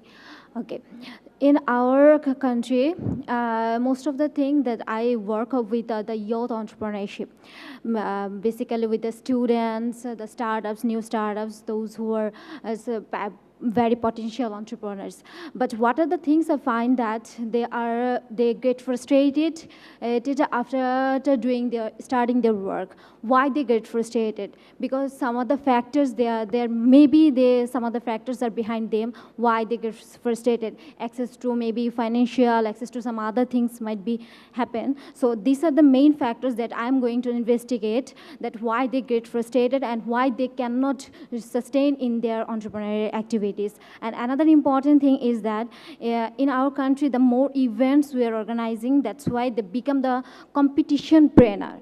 Okay, so they do more competition. Why they become more competition trainer rather than doing the actual work and then execution of their work? That's what we're trying to do that. And to support this organization, there will have our support from private sector as well as from public sectors. But data limitation is what I'm trying to say, that we are mostly based thinking about the city-based. It's not the rural area based, but we need to focus on that part as well, to bring the data from our rural part as well, so that they can be integrated in our ecosystem, and then we can build the awareness regarding these things. So these are the things we are going to think about it, and if anybody can help us to doing this research, it will be better for us. Thank you. Okay, so there are a lot of folks here. But I think that the only way to find out what everybody's doing is to ask what everybody's doing. So we are making some headway. We had envisioned, if you see the agenda, that we would be done in 7 minutes. That's not going to happen.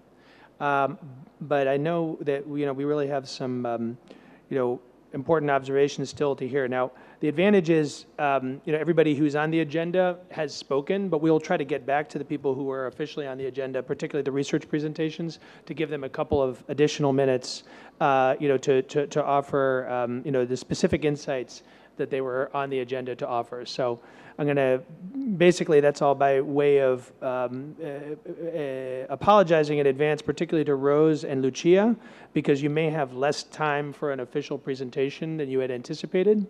But I think that's in the interest of having everybody have the opportunity to share what they're doing. Adenika?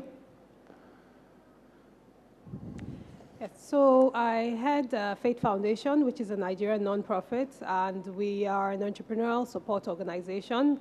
Started 19 years ago, and then about 5 years ago, we noticed that we're having increased engagement with policymakers just to help our entrepreneurs address policy and regulatory and business environment issues, and found out that this was a space that there was a significant gap. And so from 2015, we have 3 research and policy priorities looking at research from itself, so data gathering and analysis of the entrepreneurship environment in Nigeria. We do an annual policy dialogue series on entrepreneurship, which focuses on the outcomes and the findings from our research in a given year. And then from the outcomes of the policy dialogue series on entrepreneurship, we do quite a lot of advocacy. Because for us, the main objective of our research and policy is to help to guide policymakers in fulfilling their mandate, help them have, support them having a better understanding of the ecosystem, and more importantly, look at the impact, help support them in the review of how the policy making or policy review process is impacting, whether positively or negatively, on the entrepreneurship ecosystem. And so in 2016, 2017, we did a first edition of an entrepreneurship ecosystem study that sort of gave a very wide, high-level overview of the entrepreneurship ecosystem, the key players. And for a country like Nigeria, I can imagine that there are multiple levels of players across the different segments. So that now lent itself to a second level of challenge, which is how do you aggregate all this information and synthesize it in a way that makes sense, not just from a national level, but more importantly, even from subnational levels. So for our second edition, because we're now in the process of now doing a follow-on review of the ecosystem, we're looking to do that in a much more digital way. So how do you develop a tool that helps to better map and analyze the ecosystem. And for us, the objectives of our digital ecosystem mapping tool is not just to give a view from a national and subnational level and give insights to what's happening at the ecosystem, but over time also have something that allows you to analyze and look at trends and insights from what you're seeing from year to year, but more particularly also look at policy influences on the outcome of the ecosystem. And so we're right now just trying to engage with people that may have done this in different environments, looking from our learnings from the ecosystem study we did 2 years ago. What kind of indicators, what kind of metrics, how do you define them? How do you also get data? So how do we better source and monitor data, but also allow some way where people can also impute data directly. So it's not just working directly or indirectly to collect and manage that data, so that in the next 4 or 5 years, you can sort of do a trend analysis from how it was, and people can sift and get the information that they need. And one of the opportunities that we've seen very much is even working with Gen Nigeria in terms of better aggregating key stakeholders in the space, because there's also been some work done already, even with Andy at different local levels, and see how we can work together to help provide that information. Thank you. Great. I mean, one of the things that comes to mind as I hear this is that the why of these programs is, or these, all the different activities we're hearing about is different in different cases. In some cases, to improve the effectiveness of programs. In other cases, it might be to inform new programs or figure out how to intervene or act within an ecosystem. Or in your case, there's a primary motivation to influence policy. And I know that we have many more motivations. We did an exercise with the Gen MDs yesterday, which really was a kind of starting with the why exercise and then doing a lean canvas. But I think we almost could have done that with the GERN network. What we're doing today is really just describing the what and a little bit of the how, but we're not really talking that much about the why. I think the whys are different. But anyway, just one observation. Majdi, you want to go ahead? Thank you. I am Majdi Hassan from ICE. It's business think tanks in Tunisia. And for us, the why is very simple, because we are think tanks and all our members are business people is for advocacy. And we have a research plan for 3 years in entrepreneurship, because we have other fields that we focus on. And in this research plan on entrepreneurship, we focus just in 3 areas. The first area is the hidden barrier. And the second area is collaborations, and the third one is heterogeneity. For each one of them, we have 3 objectives to achieve. The first one is to measure, and after we have to propose the reforms, and the third objective that will be to measure the impact of digitalizations, because this is one of the main areas that our think tank work on.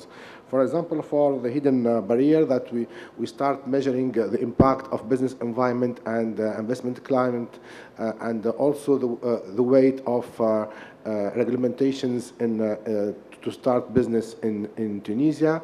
And we collect data via three sources. We collect through survey, and also we collect data from partners, and also we through the project that another department from our think tank they manage. We offer free service to entrepreneurs, and they come and ask us to help them and assist them to resolve some problem, to access to finance and others. And also that is the way for us to collect some qualitative data about the obstacles. And the second component, in terms of collaborations, we have built an index, measure the collaborations between the ecosystem actors, and also the effectiveness of the ecosystem in Tunisia. And the third one, heterogeneities, we start working in attitude and cultures, and see how we can have more entrepreneur for the next years. This is our focus and our research plans for the 3 next year. Thank you. Great. Judicial? I'm Judikael Elige, the Deputy Representative of the United Nations Population Fund in Chad. UNFP in Chad is working on the entrepreneurship ecosystem through the angle of demographic dividend, meaning that the aim of the organization is try to change the population structure with the government in order to have this population structure allow an economic growth. So based on that, we are currently working with the national chapter of the Global Entrepreneurship Network.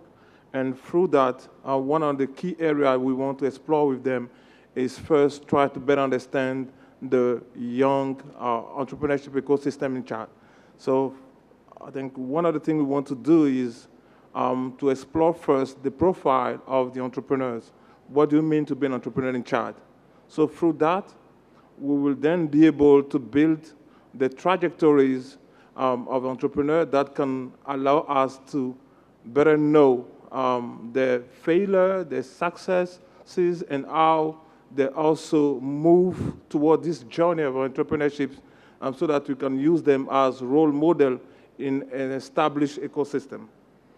Another point we also want to do is also work on harmonizing the capacity building approaches based on what we have in the country. Because currently we have different approaches. I think it would be good to have a kind of model that can be used by the established organization in order to be sure that entrepreneurs go through a systematic, solid, and robust process that gives them the tools to move forward their different activities. And the last point is about setting a knowledge management platform and system that can facilitate knowledge sharing, as well as also good practices in a country where we did not have currently a lot of investment regarding SMEs and also startups. So that can certainly allow to give a better image of those who are in this entrepreneurship ecosystem and attract more funds inside and outside the country in order to build a solid and robust ecosystem in this area. Thank you. Thank you, Judy Cal. And, you know, I should say that I probably should have made more of a point of this earlier, but just as we're, you know, when I suggested you should take notes, I mean, the biggest value of this is going to be horizontal connections you make with each other. This is not like we're absorbing this information and something magical is going to come out of it. It is useful for us to hear, but it's mostly for you to learn from each other what people in the network are doing. So, yeah, Dane, you want to just add one quick thing? Yeah, just to that, Phil, it might be helpful, and I don't know, Christina, is there a contact list for everyone here so we can have emails, and that might be helpful for Let's just pass around an email notes. sheet Yeah. just to make sure that we got every. I've got them all, but sure, yeah. I have all the emails, for sure. Yep, but I'll pass a sheet just in case, and we'll add Okay, you well, to if there's the anybody Slack you're as well. missing, I'll count on you to get them, just so that we... Just in case. Because I don't want to miss anybody. Sure. Fair enough. Okay, no need for a sheet. Yeah, we basically know everybody. Okay, Camilo? Thank you. My name is Camilo. I'm the MD for the GEN in Ecuador. I will talk about two fields of research that we're working. The first one is that the one which we do as a network, because in order, I don't know if you saw yesterday, we were nominated, and thank you for that, for the policy champion. And why it happened is because what we did is a very simple thing, is just to understand where are the gaps that our country has to other countries. For example, we used data that already exists, and we identified that in my country we have less capital for entrepreneurship than our neighbors. Then we said, why is that? then we identified what were the problems, and we used the network to work to close this gap. And in 5 years, we did.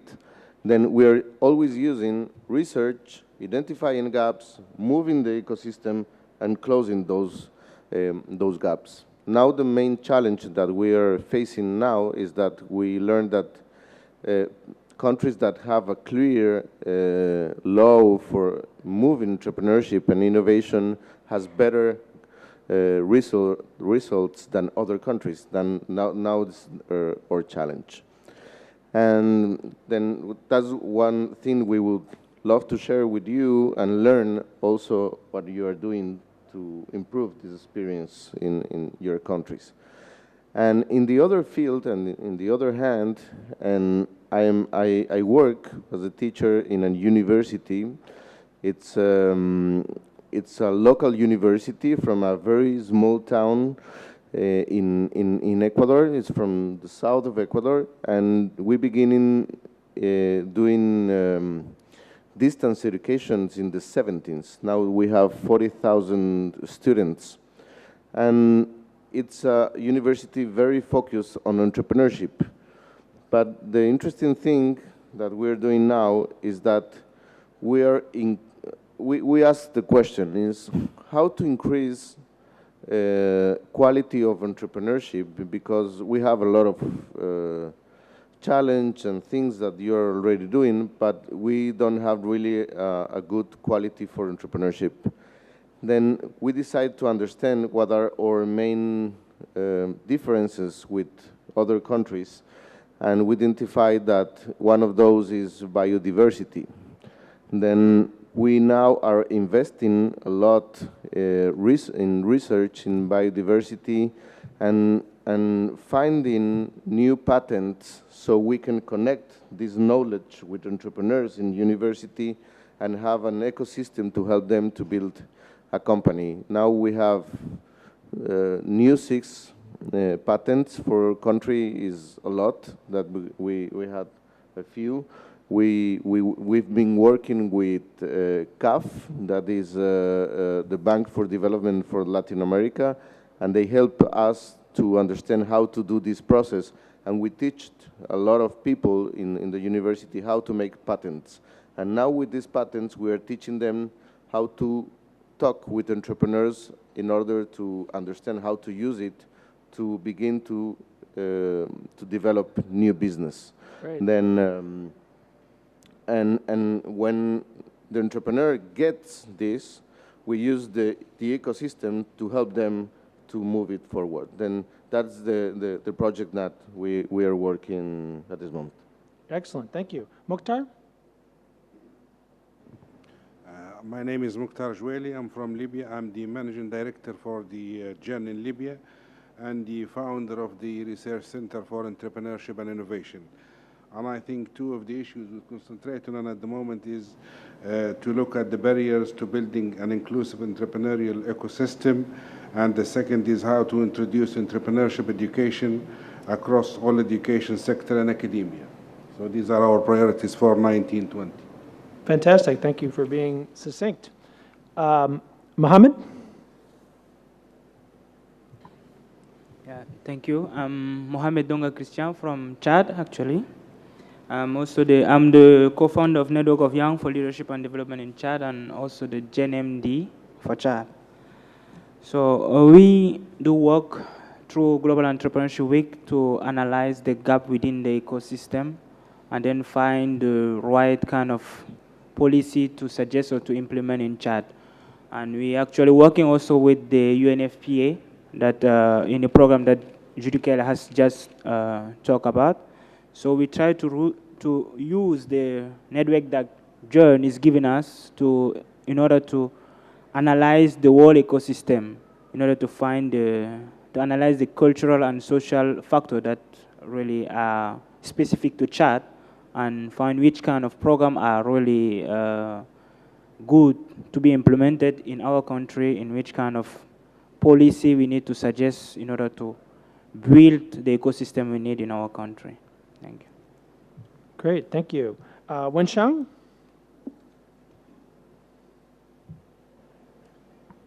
Thank you for your patience, Wensheng. 我来自中国，但我的英语说的不好。Okay, sure. Yep. 我叫武文森，我是来自中国，是一家做企业研究和咨询的25年的公司 ，GI。I am Wu Wensheng from China, and my company is doing some consulting business for high growth enterprises and for some top tier science parks in China. 很高兴能来到这个 GEC， 特别是和我们关于创业研究的网络，大家一起来交流。It's my honor to be here to talk with all of you. 我们20多年来也见证了中国很多创业活动的兴起，特别是这几年，重点关注一个是研究创业活动，还同时研究中国的高成长企业，就邓林、格瓦热和独角兽 Unicorn。In the recent 20 years, we have witnessed all the boom and emergence of Chinese innovation and entrepreneurship. And we are doing some research for Chinese innovation and entrepreneurship network and activities and some data. 我们有几个建议，一个是进一步加强，就是我们现在这个网络里边关于国家之间的比较研究比较多，我们建议加强和城市，特别是创业活动比较活跃城市的比较研究。We have some comparative analysis and researches in different countries. I suggest that we may have some comparative analysis for different cities in the world. 第二个方面就是因为新的技术的发展，特别互联网是平台型的公司对我们创业生态系统的影响。大家都知道，在中国呢有像这个阿里巴巴、腾讯，还有百度、京东这样的公司。那么他们早期呢对这个创业的生态系统是有利的，他们现在也大量投资了创业型的公司。但现在呢，他们对创业生态系统的影响越来越大，它的这个对创业的这个抑制作用也在加强。抑制。限制。The second, some of Chinese platforms are influencing entrepreneurship and innovation in China. Yeah, and like Alibaba and Tencent, they invested some of Chinese startups, and actually till now they have some bad influence, some hinder to hinder the increase or prosperity of Chinese innovation and entrepreneurship. Just one more comment, maybe, because we got to continue. Yeah. OK 第三个方面呢，我们 OK 了，他下面哦。算。Thank you. Okay. Thank you. Yeah, thank you. Okay, and then Stephanie, real quickly. Well, I won't take too long. It's my first gag, and I'm Stephanie Jod from Germany, and I live directly at the border to Denmark. And I'm here on vacation. I'm privately here, so my research topic is cross-border ecosystems. And if you know about good examples for me, please talk to me. Thanks. All righty. So, Sammy, I thought, wait, do you want to say something? Yeah, go ahead. I just didn't know if you're yeah, go ahead. Yeah, sorry I'm late. I was coming from another session. Kim Betcher, Center for International Private Enterprise. We're not a big producer of data, but we produce some case studies, and I would say, topics of interest right now, I'm writing up on a consortium, sort of local ecosystem development in Guatemala, case to share. We're doing more refugee work, so anybody who's learning about refugees, love to talk to you. And in general, anything looking at the policy and enabling environment is where we're at. Thanks.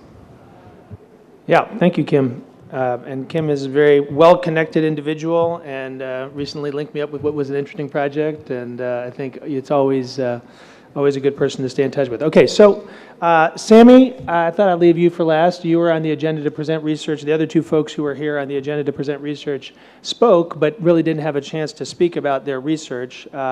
We've got a few more minutes. I really would like to have some little bit of question back and forth, but I mean, I think you've heard probably about the last third.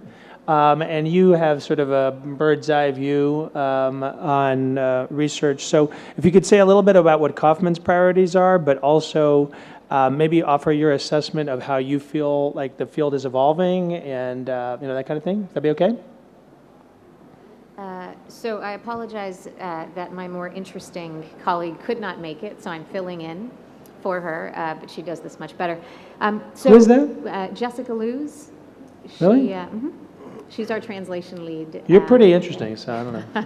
I'll do my best. I won't embarrass her. Okay.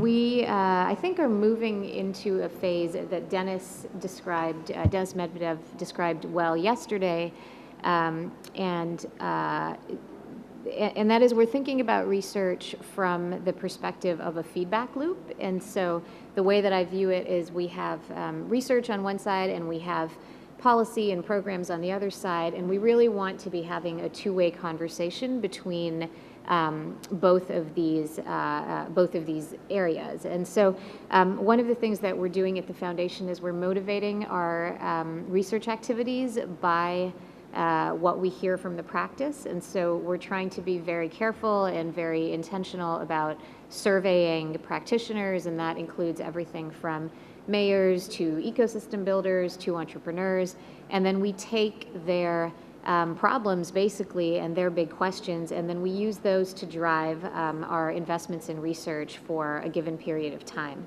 And so that's really the research to practice side, the practice to research side. And then to close the feedback loop, we're investing heavily in translation, and that is the research to practice side. And the idea is that we then take those practice-inspired problems, do some research on them, get those findings out to the people that can use them, and then assess again where they have moved in terms of what the big problems are. So that's just sort of a fast overview of what we're doing. And I think the big question that we're dealing with is what can inform policy and what we can do to understand gaps better. And so those are two of the sort of underlying themes in our work. Great. Okay. So, I mean, last year we were talking about what works, what more on the programmatic side we feel like, but also somewhat on the policy side, there's evidence is effective. But I think that what I'm hearing this year, and it's underscored by what Sammy just said, is that it's not only about research establishing the parameters of what works, but actually building that feedback loop into our research system, so that we're really responsive to whatever we're learning on an ongoing basis, both in terms of research priorities, but also in terms of data and so forth. And that gets to what you were saying, Dane, about continuous data gathering. And I think the Andy, the Business Angel, project, excuse me, I'm getting my wires crossed. The Accelerator project. Sorry, my brain's skitzing, but if people want to Google it, it's the Global Accelerator Learning Initiative. Yeah, which GALI, which we've been a core partner in for 5 years, so my brain shouldn't short on that, but I'm like traveling a lot. So the Global Accelerator Learning Initiative is another good example. I think it's a great example, actually, of just embedding into an intake form the survey, so that you basically get the controls of everybody who participated in the accelerator program, not just the people admitted, or everybody who applied, not just the people who admitted. And of course, they do more extensive follow-ons for the people who are admitted. So, so that's another thing I'm hearing. As far as common areas, maybe it's because there's a lot of people, and maybe it's because the different organizations are doing multiple things. Oh, Kelly, sorry, yeah, Kelly, I left you out, Kelly, sorry. I knew I was gonna leave somebody out. Yeah, I won't take long. Yeah. I'm Kelly Shaver. I'm president of Mindset, which is a private sector research company that conducts conceptually grounded, peer-reviewed, comprehensive, nationally representative studies of entrepreneurial mindset. We concentrate on the people, not on the ecosystem. Our work is always disaggregated by gender, and we believe in publication, so we have presented our research at the Babson Entrepreneurship Research Conference, we will be presenting at the Diana Conference coming up in this summer, and we've also presented at the European Rent Conference, which is the research in entrepreneurship. As for us, barriers, the barrier for us, because we believe in scholarly publication as well as serving countries, is time lag to publication. Yeah, Thank you. That's an issue. But Yeah, if you want a national study done, we can do it. Okay. So you're a little bit in the category with Kim, where I almost think of you guys as like part of the management team. So sometimes, and also you got here late, Kim. Well, thank you. And of course, Kelly was our recipient of our Research Champion Award last year. So thank you for everything you've done with the Mindset Project. So in any event, I'm open the floor to any comments, but particularly on what I'd really like to get to in the next 20 minutes is obviously we have all of our efforts. We've come here. I'm emphasizing the possibility of your guys making horizontal connections. If there's anybody that you feel is a resource for your work, either doing something simpler or complementary, that's probably the number one thing we're going to get out of the last hour and a half or hour and 20 minutes of short descriptions. But I don't know if we can really accomplish this in 20 minutes, but I didn't do that. If there are thoughts on how we as a network could amplify any one of the areas that you've heard, and I'm not even going to venture a list because it was really highly varied. Omar, yeah, why don't you go ahead? One very simple and what I would regard to be a very useful step would be to provide a central database of the entities that are interested in funding entrepreneurship research so that we could access it, because a lot of the projects, a lot of the very valuable projects are relatively inexpensive but do need just a small grant. And if there was somewhere where we could go and not have to trawl the web for all the possibilities, if there was somewhere where, and I guess that's one of the advantages of a network, where all that information could be gathered in one place, it would save a lot of time and probably open the door for many, many more projects than I've done thus far. Thank you. Here, so I guess I'm the only person taking notes. Okay, so that's a simple one. Okay, anybody else on thoughts on how in the next year, GERN could, go ahead, Fulani. Yeah, I'm just maybe still sticking with the idea of disaggregation. It might be useful to, because I'm thinking when I come to these, I always think, what does Monday morning look like when I get home? What do I change? And I'm thinking maybe breaking us into different groups according to maybe people doing research at different venture levels, or maybe doing research in sectors. Like my main interest is exploring non-technology entrepreneurship in Africa, because I think that Africa is facing a risk of mono-entrepreneurship.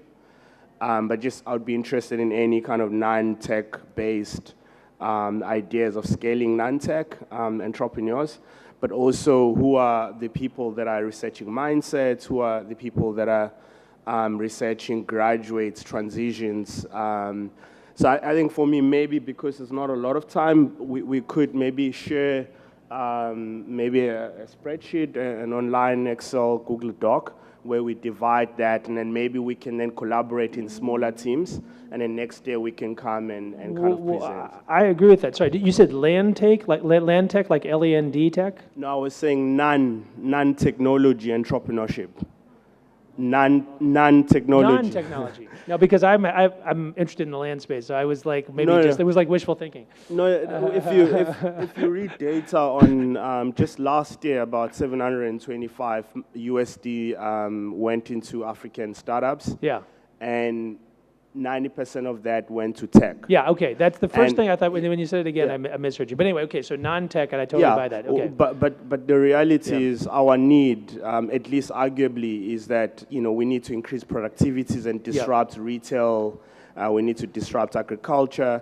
So I mean, but the big point is maybe dividing us in smaller teams of these sectors or different phases of entrepreneurial venture. I like that. So let's try something for 5 minutes and see if it goes anywhere.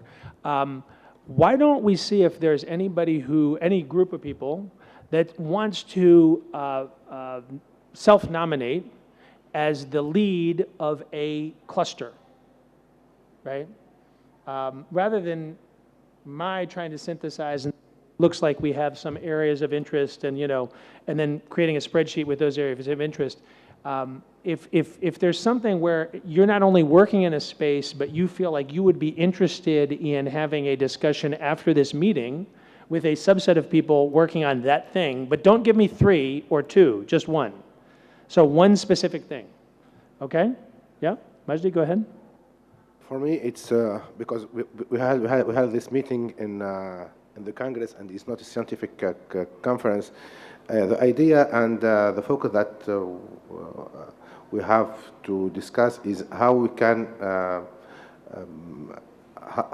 can use research to become more useful for entrepreneurship and ecosystems. Well, that's pretty broad. Do you have something narrower than that? Because that's almost like what we're all doing. In terms of how we can, for example, convert research result to concrete action of reforms or advocacy.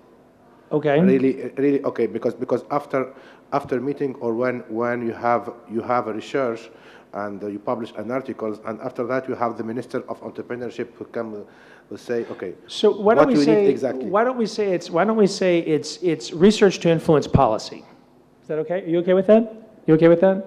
So can we have one? So if you're interested in research to influence policy, and I think that's Adnika and Majdi, and Majdi's going to be right over there. Adnika, you, Kim. Okay, so we got 3 people that are going to be over here in 12 minutes. Okay, talking about research to influence policy, how you do that. Anybody else have something that they really are excited about having to do with entrepreneurship research? Because you should, because we're at the Global Entrepreneurship Research Network meeting. So, yeah, yeah, go ahead. Yeah, go ahead. Anyone writing African case studies on youth entrepreneurship across different cities or areas, I'd be very interested. Okay, what do you want to do with the case studies? Well, for many reasons. One is we can use them in our programs for curriculum. I'm a lecturer in some universities. I can use that. I'm just struggling whenever I teach entrepreneurship to find pro-African case studies that the audience can relate to outside the Silicon Valley case studies. So I want to generalize a little bit from that. So how about entrepreneurship, because that's in the category of entrepreneurship education. Yeah, I mean, the main thing is that as African practitioners, we lack content that is specific, and that specifically should be designed or written by academics in Africa. So basically, which nobody talks about, who is writing African case studies in an academic way. Right. We can put together some case studies in some kind of light, 2-page about a particular, but like formalized academic content-based case studies that we can distribute across different programs in universities. Okay, so just one idea, yeah. Okay, so Fulmani's interested in that. You're interested in that too? No, I was going to say that we can share with you a lot of case studies from my experience from Nigeria, so we can take that on the side. Okay, all right. So you got that you can bring up. Tatiana, what do you want to do? Yeah, no, I just want to say that we also have a number of case studies from Africa. Okay, so you guys, we can share it. Full Money is interested in that. If you have some thoughts from Full Money, or I think if you're anybody who's interested in that topic about case studies, maybe in Latin America or in Asia or wherever else. I mean, I think there's probably a more of a systematic undersupply in some geographies rather than others. Yeah, Romina, yeah, go ahead. Just go up and find a mic. That's fine. Romina Diaz, who's Gen Peru. Yep. Thank you. For practitioners, I'm a practitioner, so it's very important when we design programs for pre-incubation, incubation, or whichever stage of the entrepreneurship cycle to have benchmarks from the world. So I don't, maybe it's aligned to the case studies, but we can think about what we are doing in our ecosystems and to have like a tool where we can see or find interesting programs, processes, or product, I don't know, that can help us to design this better, to know which good things other countries are doing, and we can replicate them and adapt them to our realities. That's really important to GERN, and anybody who just wants to take 5 minutes, and I think what Romina has helped us do is just prompt us, but if the focal point of your work is research to improve programs, then there's two things you can discuss with each other. First of all, what are you finding about programs? And second of all, how do you go about that, and how do you accomplish this iterative loop that Sammy talked about? Okay? I mean, Dean, I think you had one that you wanted to bring up. At least there's one activity that you would be interested in getting some support on. Yeah, thanks, Phil. I mean, it's not necessarily one like vertical. Yeah. But I meant to say earlier that this year, Startup Genome is working with Jen to produce the next version of the Global Entrepreneurship Index, the GEI, set for release in November during GEW. So I mentioned that here because for this group especially, we'd really like to reach out to you for input, for ideas, for partnerships, if possible, to help produce that. So, okay, so there's the Global Entrepreneurship Index, and basically, many of you may be familiar with that. It's going to be iterated by Startup Genome. If you're interested in indices, Startup Genome does a lot more than indices, but if they're taking that on, that's another thing.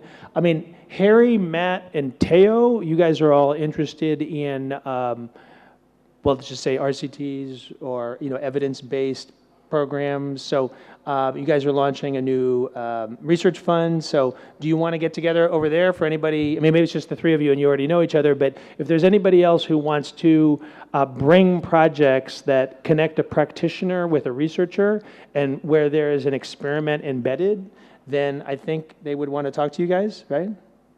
Yeah, definitely. I would say for us, it's not all going to be necessarily experimental, but there will be sort of any project that's looking at effectiveness of a program with rigorous kind of methods, but with the question led by the practitioner. So why don't we have that be the same group as Romina's group, but we'll just say it has like a, so that's going to be, so Romina, you're going to move over there because they're already here. Teo, you're going to be over there just for 5 minutes, just so you can connect. Anybody who's interested in that, since we're here.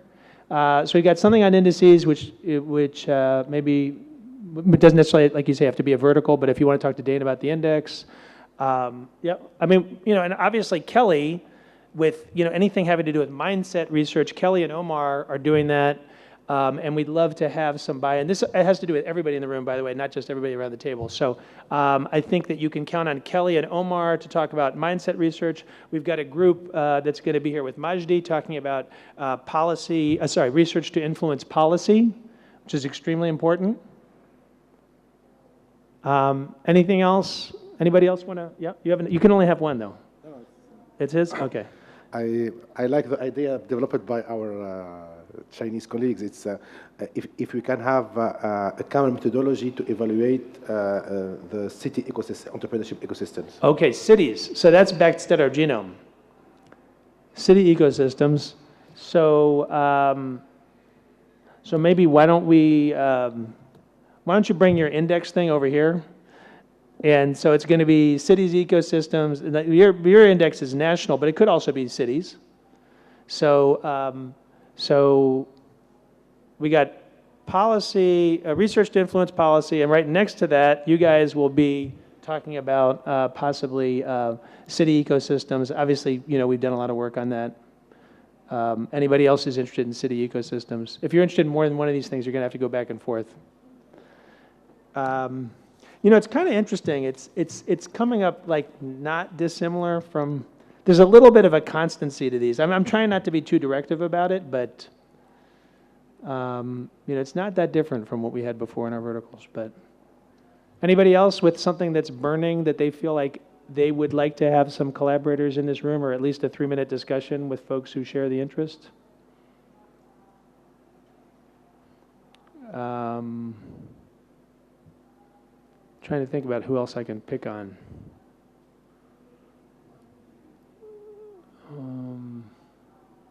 University-based programs.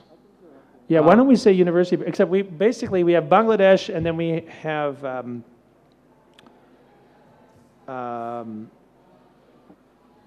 let's see, now I forgot. Rosario University, Gina, is she still here? No, she's gone. Oh, Ecuador, yeah. So university-based, you guys could probably get together. I mean, there's a lot, that's a very distinct sort of area, university research, and also the programs. Yes, for universities, interesting to make, in our country we have, as you all, we have rankings, and we need to make research, and it's better if we make research, international research, and co-found some of them. Okay. Then we would be interested in doing such Since things. we already have a cluster over here, maybe Bangladesh can visit Ecuador, and anybody else who wants to talk about universities. This is just for 3 minutes, just so you can get connected, see if you have any quick ideas. So universities are going to be over here. I think we're up to like 5 now, different areas.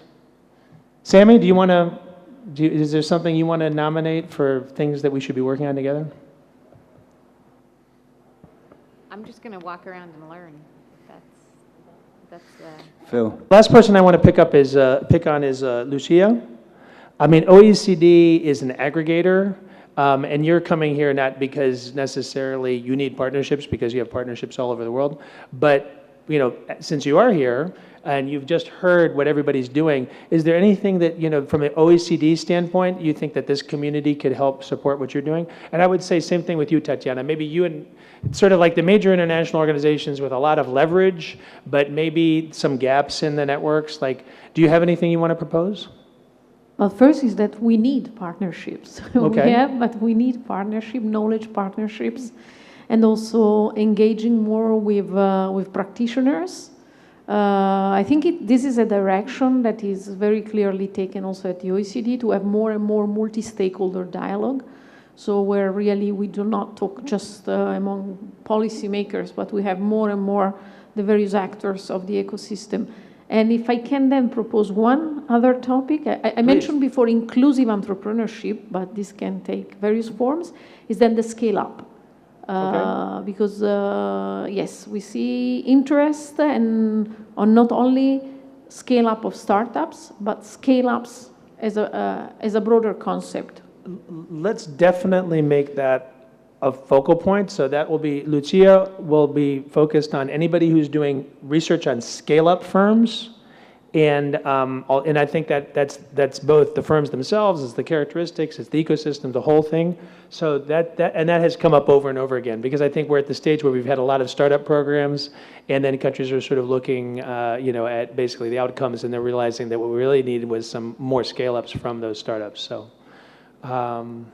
okay. I mean, I do want to end on time, and it is 5:19. So, oh, Harry's going to jump in last minute. One thing. One last thing that came up earlier was we're all interested in how do we use the data, whether that's policy or practitioners. So it would be great to hear stories of how people have successfully done that, because this is an area that we're very much learning. So I'd love to hear that as it emerges ahead of next year.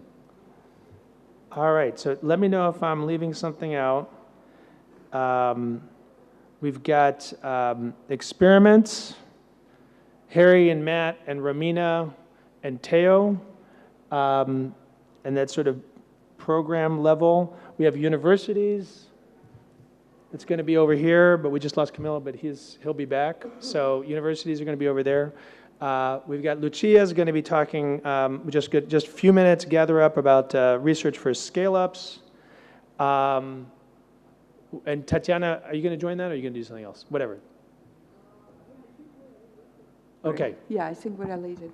Okay, then we're going to have a discussion in that corner around case studies, particularly African case studies, but other case studies. And then we have two over here. One is research to influence policy, and the other one is city ecosystems. Did I leave anything out? Okay, thank you very much. I hope that you enjoyed learning about what everybody else is doing. And let's just try to make the most of the next 4 minutes to see if we can catalyze some bottom-up action. Okay? All right, thanks. I'm going to join your group. Okay.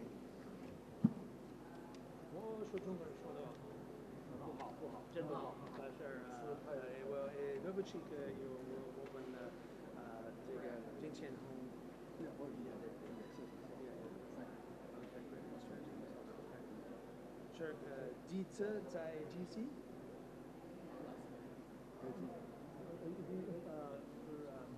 您的第一次在这儿，对，Okay, so who connected you? How did you come here?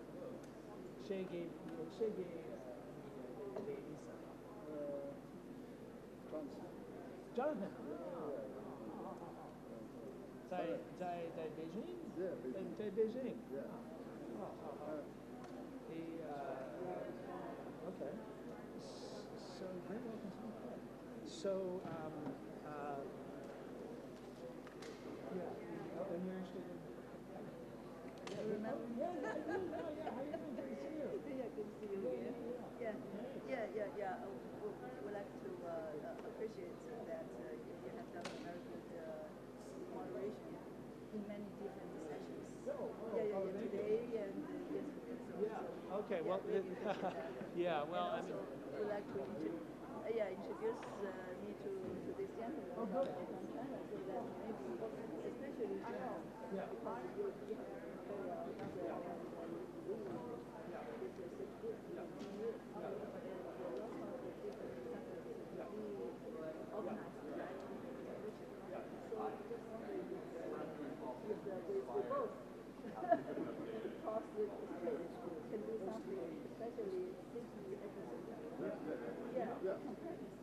Yeah, well, I'm very interested in city ecosystems topic, and there was a time when I lived in Beijing in 1986, so I've had a chance to see how China has changed. I'm very interested in China, but I haven't really done any work in China for a while. So there's, and obviously for Gern, we're inadequately present in China, so.